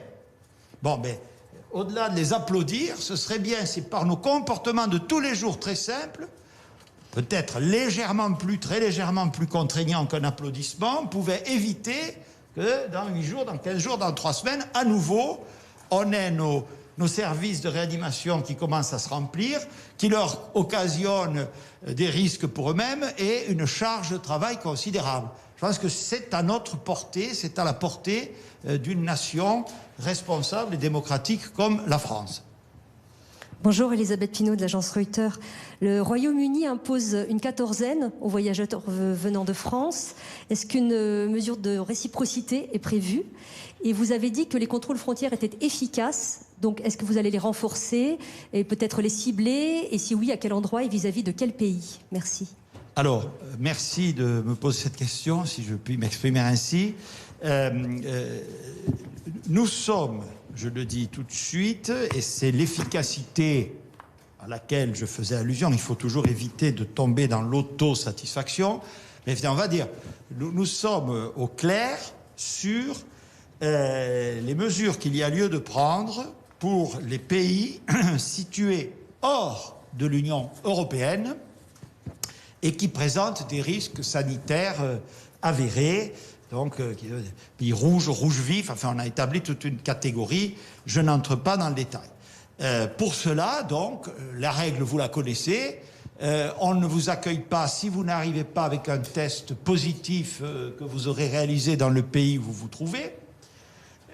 J'oublie une petite étape préalable, la frontière est fermée avec ces pays. Donc là aussi, on me dit, ah oui, il faut être très dur avec ces pays. Je rappelle que les personnes concernées sont le plus souvent des Françaises et des Français, nos compatriotes. Donc, il n'empêche, vous devez arriver avec un test attestant que vous n'êtes pas porteur du virus.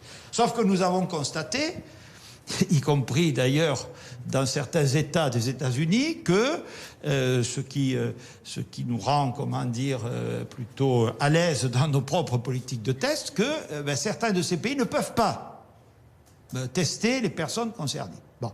Donc et c'est là que nous avons, pour tout cela, développé, j'étais allé, entre guillemets, l'inaugurer à Roissy, des politiques de test à l'arrivée.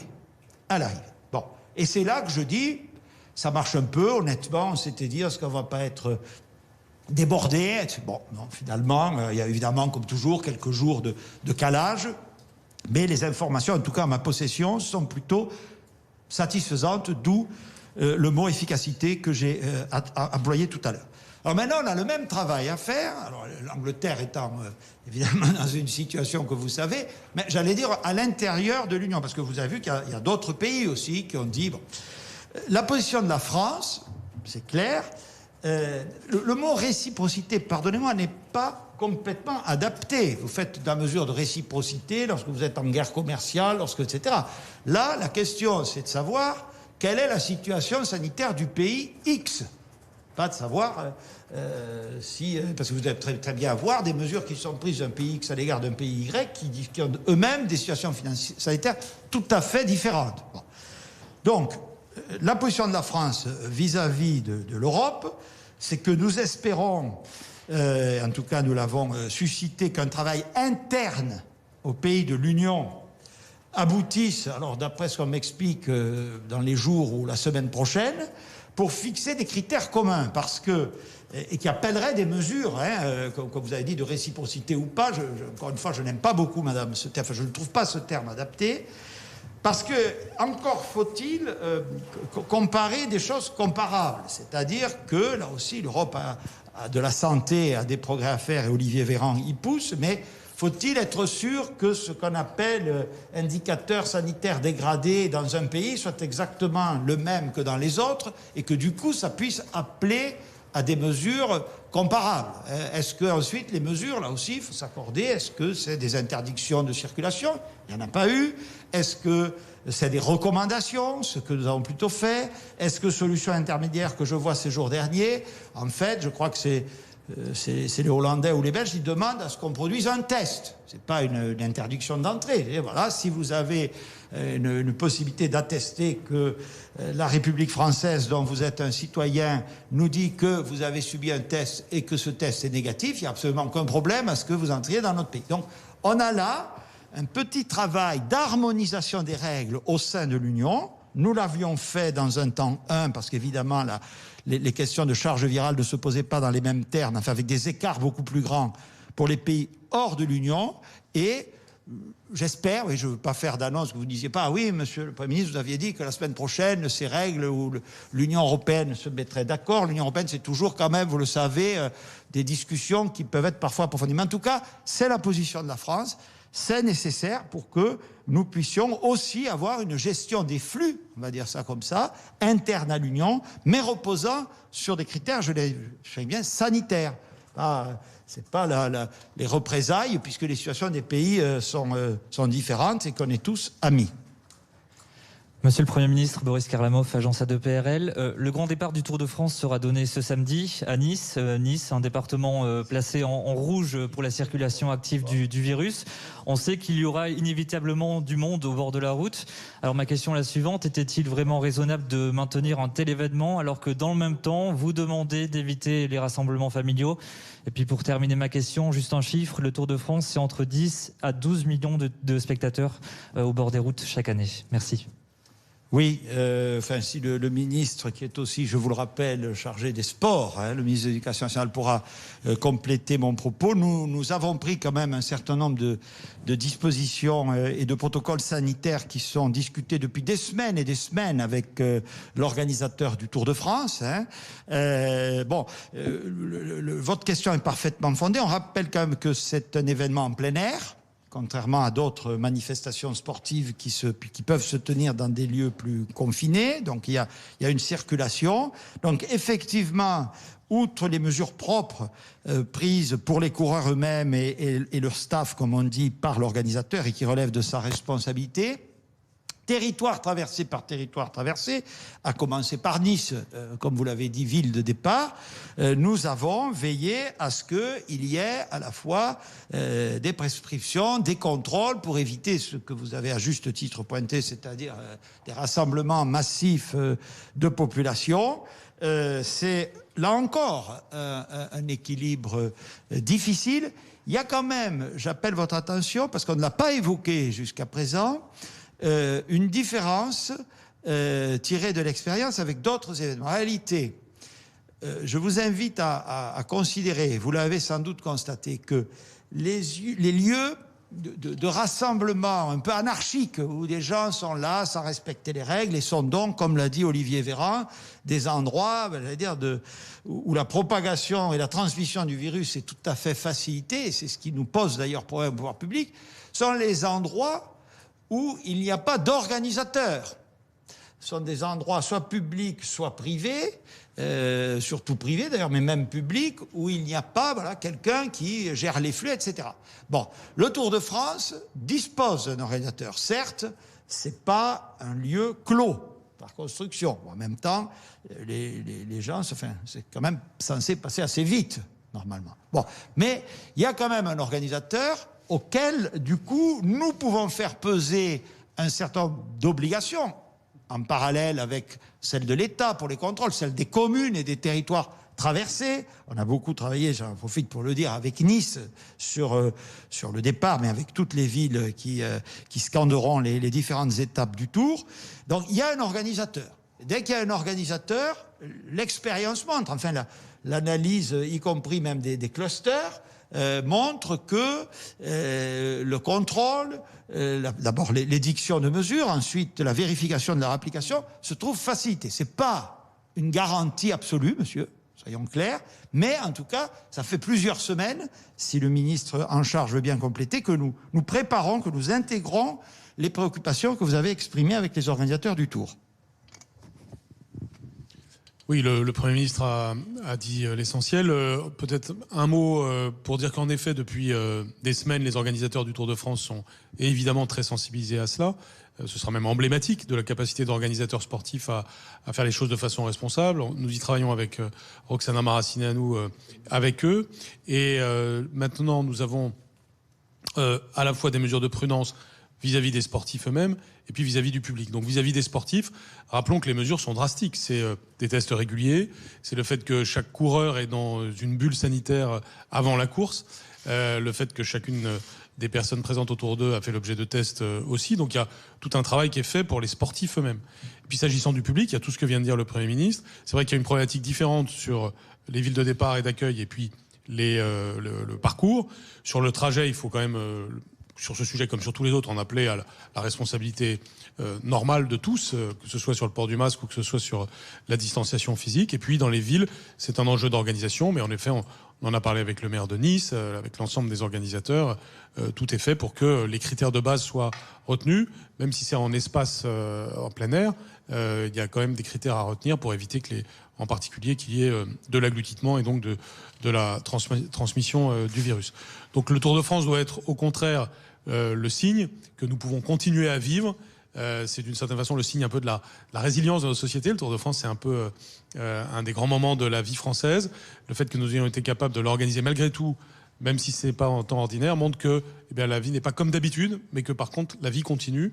Et que c'est vrai pour le Tour de France, comme pour d'autres événements sportifs. Il y aura Roland-Garros, il y aura aussi tout l'impact de cette vie sportive sur nos élèves, et j'en profite pour le dire, nous accordons beaucoup d'importance à cette synergie entre le sport et l'éducation. Derrière les enjeux de sport, il y a des enjeux de santé, et donc le sport continue aussi pendant cette période. Et à chaque fois que passe le Tour de France, d'ailleurs, les élèves sont sensibilisés à ces enjeux, que ce soit sous l'angle sanitaire, mais aussi sous l'angle du vélo, le savoir rouler, avec l'enjeu écologique aussi qui est derrière, et puis la géographie de la France, enfin bref, tout ce qui fait que il y a une dynamique de la vie en société qui doit continuer et qui même parfois doit être renforcée dans cette période particulière. Bon, on prend une ou deux dernières questions, si vous voulez bien, monsieur. Bonjour, Loïc Besson, BFM TV. Vous avez cité la Mayenne en exemple à juste titre parce que la politique a fonctionné pour endiguer l'épidémie là-bas. Pourquoi ne pas appliquer les mêmes mesures dans les zones qui sont aujourd'hui en rouge, 21 départements, donc notamment les Bouches-du-Rhône et Paris? Plus généralement, est-ce qu'il n'y a pas un manque d'anticipation? Et pourquoi, par exemple, avoir attendu le 1er septembre pour imposer le port du masque en entreprise? Et je me permets, puisqu'on parle d'anticipation, vous souhaitez qu'Olivier Véran trouve le plus rapidement possible un vaccin. J'imagine que vous n'êtes pas le seul. Est-ce que ce vaccin devrait être rendu obligatoire? Merci beaucoup. Alors, Olivier, parce que ce sont des questions sanitaires. Alors, pour l'échéance du 1er septembre, bon, quand même, on pourrait tous s'accorder pour dire qu'au mois d'août, les entreprises privées comme publiques quand même fonctionnent un peu moins qu'à partir du 1er septembre et qu'il faut quand même... Enfin, vous voyez, entre vous qui me dites « Ah, monsieur le Premier ministre, monsieur le ministre, vous n'êtes pas allé assez vite », et les secteurs professionnels, les entreprises qui me disent « Oh là là, vous nous avez imposé ça trop rapidement », peut-être que la vérité est au milieu. Bon, en tout cas, je pense que la date du 1er septembre, compte tenu, encore une fois, des flux de population et notamment de salariés, était plutôt adaptée. Bon. Encore une fois, oui, vous avez raison de dire que la Mayenne s'est bien gérée. Le tout, c'est que nous fassions des retours d'expérience, d'accord ? C'est-à-dire que les autorités locales, à commencer par le préfet des Bouches-du-Rhône, puisque vous avez cité Marseille, soient au courant de ce qui a marché, ce qui n'a pas marché en Mayenne, parce qu'il y a aussi, ils ont des choses qu'ils ont faites, qui n'ont pas été forcément utiles, surtout de la situation épidémiologique d'un département plutôt rural par rapport à des zones densément urbanisées. Donc il y a quand même des différences. Et là, pour ça, nous avons un organisme qui s'appelle le Centre interministériel de crise, CIC, qui, justement, élabore des guides des bonnes pratiques, fait des retours d'expérience, dit ça a marché, ça n'a pas marché, ça c'est adapté à tel territoire, ça n'est pas adapté à tel territoire. C'est d'ailleurs un cheminement, comment dire, en construction, parce que je vous rappelle que, grosso modo, nous avons une période où, à partir de la sortie du confinement, les données épidémiologiques se sont améliorées. Voilà, on a des taux d'incidence qui ont baissé et que c'est depuis environ 3-4 semaines, un peu comme d'ailleurs ce qu'on observe dans les pays qui nous entourent, que la cinétique, comme on dit, a repris assez fortement. Donc, on a un effet d'expérience localisée qui est en cours de construction et qui permet donc d'avoir des réponses les plus adaptées possibles. Donc, quand vous dites oui, on a bien fait dans la Mayenne, pourquoi on ne fait pas la même chose? D'abord, le préfet de Marseille a réagi et il ne fait pas exactement la même chose parce que la situation n'est pas, hélas, exactement la même, que la configuration, le tissu urbain ne sont pas tout à fait comparables, etc. Bon. Ensuite, je crois que vous avez posé une question sur le caractère obligatoire du vaccin qui est pour monsieur Véran. Peut-être, si je peux me permettre... En Mayenne, le préfet a décidé de la limitation de la déclaration obligatoire de tous les rassemblements supérieurs à 10 personnes et a généralisé le port du masque. Le préfet de Marseille vient de généraliser le port du masque à Marseille et de limiter, obliger à déclarer tout événement regroupant plus de 10 personnes. Et il a pris d'autres mesures adaptées, comme l'a dit le Premier ministre, à la densité urbaine de Marseille. Donc en fait, il n'y a pas de défaut d'anticipation. Et il n'y a même pas évidemment qu'on tient compte, et heureusement, des retours d'expérience, puisque ce sont des politiques impulsées nationalement, avec le plan rebond qu'a présenté le Premier ministre, et qui va avoir une application localisée, territorialisée, en fonction de tel ou tel paramètre. Donc je vous rassure là-dessus, évidemment que l'expérience a été acquise, puisque l'expérience, elle venait en l'occurrence de l'État central. Il faut peut-être dire là aussi un message. On est quand même dans une démocratie, un État de droit. Et donc pour prendre des mesures, il faut quand même des indicateurs. Et voilà, parce qu'évidemment, quand les indicateurs sont dégradés, on va dire ah oui, maintenant, alors on connaît la situation, que n'avez-vous agi avant? Parce que pour prendre quand même des mesures qui peuvent être un peu restrictives, on a déjà eu, je vous rappelle, des annulations sur tel ou tel sujet par le juge administratif. Donc, c'est tout le sel, j'allais dire, de cette gestion de crise. C'est-à-dire, oui, anticiper, mais pour anticiper, il faut avoir accumulé des données épidémiologiques qui nous permettent de fonder juridiquement des mesures. Bon. Alors, quand on a tel et tel incident, c'est-à-dire, ben oui, mais bien sûr, il faut agir. Il fallait même agir avant, oui, mais sauf qu'avant, on n'avait pas ces taux d'incidence qui, juridiquement, fondaient la mesure. Donc, vous voyez, enfin, c'est pas toujours aussi simple qu'on l'écrit. Une fois que les faits se sont produits, on est tous parfaitement savants. Mais, encore une fois, on dispose, c'est ce que je disais dans mon propos liminaire, d'outils maintenant de mesure, de thermomètres, docteur, qui nous permettent d'avoir des données localisées et qui nous permettent d'être réactifs. Plus on est anticipatif, vous avez évidemment raison, mieux c'est, mais je le répète, pour agir, c'est ce qu'on attend de nous, il faut quand même des données avérées, parce que, ben oui, dire à un établissement, mettez-vous à sa place, vous allez fermer plus tôt, si vous n'êtes pas capable de le fonder de façon extrêmement sérieuse, il est lui-même fondé à contester devant le juge la mesure que l'administration a prise à son encontre et, le cas échéant, à avoir droit à des indemnités. Donc voilà, on est là, entre ces deux impératifs, mais je pense, on explique, parce que la voie médiane entre tout ça, vous les imaginez bien, le préfet des Bouches-du-Rhône, c'est un aspect qu'on n'a pas évoqué, mais c'est pour ça que j'ai beaucoup tenu, moi, au couple maire-préfet dans le déconfinement. C'est-à-dire que tout ça, bien sûr, se décrète, mais tout ça aussi se prépare. L'anticipation, c'est aussi la discussion, la concertation, en l'occurrence avec les professionnels du secteur de la restauration. Dans d'autres endroits, ça peut être d'autres secteurs professionnels. Mais c'est absolument indispensable d'avoir une gestion locale au plus près, parce qu'encore une fois, les situations ne sont pas les mêmes, les acteurs sont différents, et donc les réponses doivent être adaptées à ces situations différentes. Le vaccin ? Oui, le vaccin. Sur l'obligation vaccinale, c'est la question que vous posiez. Est-ce que quand on aura un vaccin sûr et efficace, on le rendra obligatoire? Écoutez, je ne peux pas vous répondre. Je ne peux pas vous répondre tout simplement parce que il faut d'abord avoir des recommandations de la Haute Autorité de Santé, instance scientifique indépendante, une recommandation de l'ANSM, l'Agence du médicament, qui dit le vaccin est sûr, il est efficace, une recommandation du Haut Conseil de santé publique qui nous donne les populations cibles à vacciner en priorité. On peut imaginer, sans risque de trop se tromper, que ce sera les gens vulnérables notamment. Et ensuite, l'évolution épidémique. Donc, je n'ai absolument pas les clés aujourd'hui pour pouvoir vous répondre sur cette question, mais franchement, qui est très prématurée. Ça ne veut pas dire oui, ça ne veut pas dire non, et ça ne veut pas dire qu'on a un plan caché de vaccination. Vous savez, il y a beaucoup, en France et dans d'autres pays, il y a beaucoup de rumeurs, beaucoup de peurs autour du vaccin. Certains disent qu'on fait, j'entendais sur des réseaux sociaux, je disais même qu'on faisait croire que l'épidémie repartait pour mieux pouvoir vendre demain des vaccins. Enfin, pardon, il faut raison garder.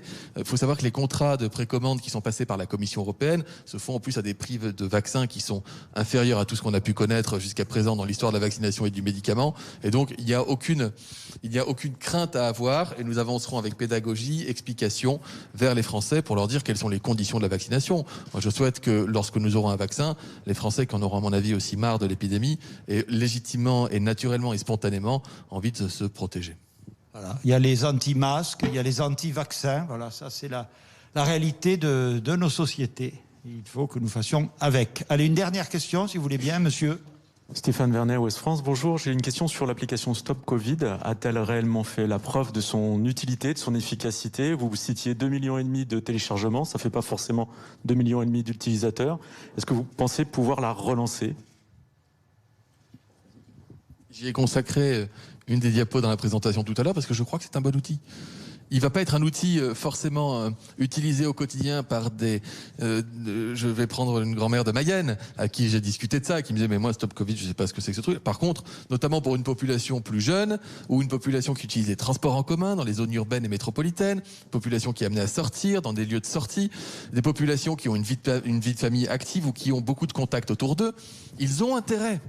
En fait, il n'y a rien d'obligatoire. J'entends parfois des craintes. Alors, est-ce qu'on va revenir sur ma vie privée ? Je vous garantis que beaucoup moins qu'en utilisant ou en allumant votre smartphone, qu'il soit sous Android ou sous autres systèmes d'exploitation, où là, vous divulguez en général, sauf si vous êtes très précautionneux, 1000 fois plus d'informations que ce que Stop Covid recueille s'agissant de votre parcours. C'est anonyme, c'est gratuit, c'est sécurisé. Ce sera efficace, vous avez raison de le souligner, si on est nombreux à le télécharger, et nombreux à le garder allumé sur notre téléphone.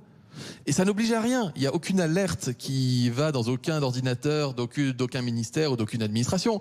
Ça vous envoie juste une alerte sur votre téléphone pour vous dire attention, vous avez été cas contact avec une personne qui vient de se déclarer positive dans le logiciel. Je ne sais pas qui est cette personne, et la personne ne sait pas que je suis prévenu. En revanche, moi, je sais désormais que je suis potentiellement cas contact, et là, des informations me sont délivrées, qu'à la rigueur, je suis libre de suivre ou non. Moi, j'incite à les suivre, puisque l'idée, c'est qu'on enraye ensemble par nos comportements l'épidémie. Mais donc, il n'y a aucune crainte à avoir. J'ai eu des débats très longs au Parlement sur cette question-là. Très très long d'ailleurs, monsieur le Premier ministre, on a eu des débats très longs, notamment avec la majorité sénatoriale, qui, faut le dire, quand on est sorti d'état d'urgence sanitaire, a retiré du droit tout un tas de dispositifs qu'on nous demande aujourd'hui de remettre pour lutter contre la diffusion de l'épidémie. Et je le dis parce que j'avais prévenu que je le dirais à l'époque, il y a seulement 1 mois et demi. Peut-être que cet été ou à la rentrée, nous aurons besoin d'outils nouveaux pour lutter contre l'épidémie. Parfois, il y a des peurs qui montent comme ça, qui peuvent être relayées jusque dans des débats au Parlement et qui n'aident pas à appliquer des mesures qui sont là pour protéger les Français. Ce débat-là, il n'a pas lieu chez nos voisins. Et l'application qui a été développée sous l'égide de Cédric O, secrétaire d'État au numérique, c'est une application dont on peut être fier, parce que c'est la seule application indépendante des GAFA, donc des grandes majors du numérique. C'est la seule application. Tous les autres, ils fonctionnent avec les Apple, avec Google, etc. Nous, on a fait une application publique, indépendante, gratuite, sécurisée. Donc, on peut avoir tous les débats du monde, écrire tous les articles qu'on veut sur... Mais il faut encore regarder l'essentiel. L'essentiel, c'est la protection des Français. C'est la protection des Français. Et vous pouvez faire confiance dans l'action du gouvernement, je crois, pour aller dans ce sens en garantissant les libertés des uns et des autres. Pour compléter la réponse du ministre, c'est d'ailleurs ce que j'ai déclaré hier chez l'un de vos confrères, qui est, pardonnez-moi de le dire, le bon sens. On n'a jamais fait ça à si grande échelle, d'accord ? C'est un prototype quelque part. Bon, mais sans surprise, on va dire. Il aurait mieux valu avoir le temps, mais là aussi, qui pouvait savoir tout ça, de tester, y compris technologiquement, l'outil, etc., pendant des mois et des mois, avant d'emblée de le généraliser.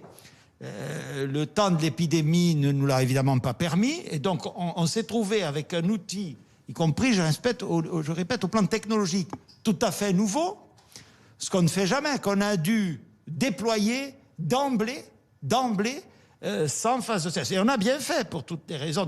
Donc du coup, il ne faut pas non plus s'étonner, compte tenu de cet historique, qu'il n'ait pas, en termes d'efficacité, pu produire tout ce qu'on attendait. Mais, si nous ne l'avions pas fait, surtout sur les bases qu'a rappelé Olivier Véran, je pense que beaucoup nous l'auraient reproché, peut-être encore plus, en disant mais comment on teste des technologies innovantes dans tel ou tel pays et pas la France? Qu'est-ce que c'est encore que ce pays de ringard? Bon, donc on a très bien fait, mais je pense que par rapport aux résultats, il fallait, et il faut, je continue à dire, d'emblée admettre qu'ils ne peuvent être, compte tenu de la façon dont tout ça s'est produit, limité. C'est quelque chose en devenir, ça. C'est-à-dire qu'on voit bien que ça sera...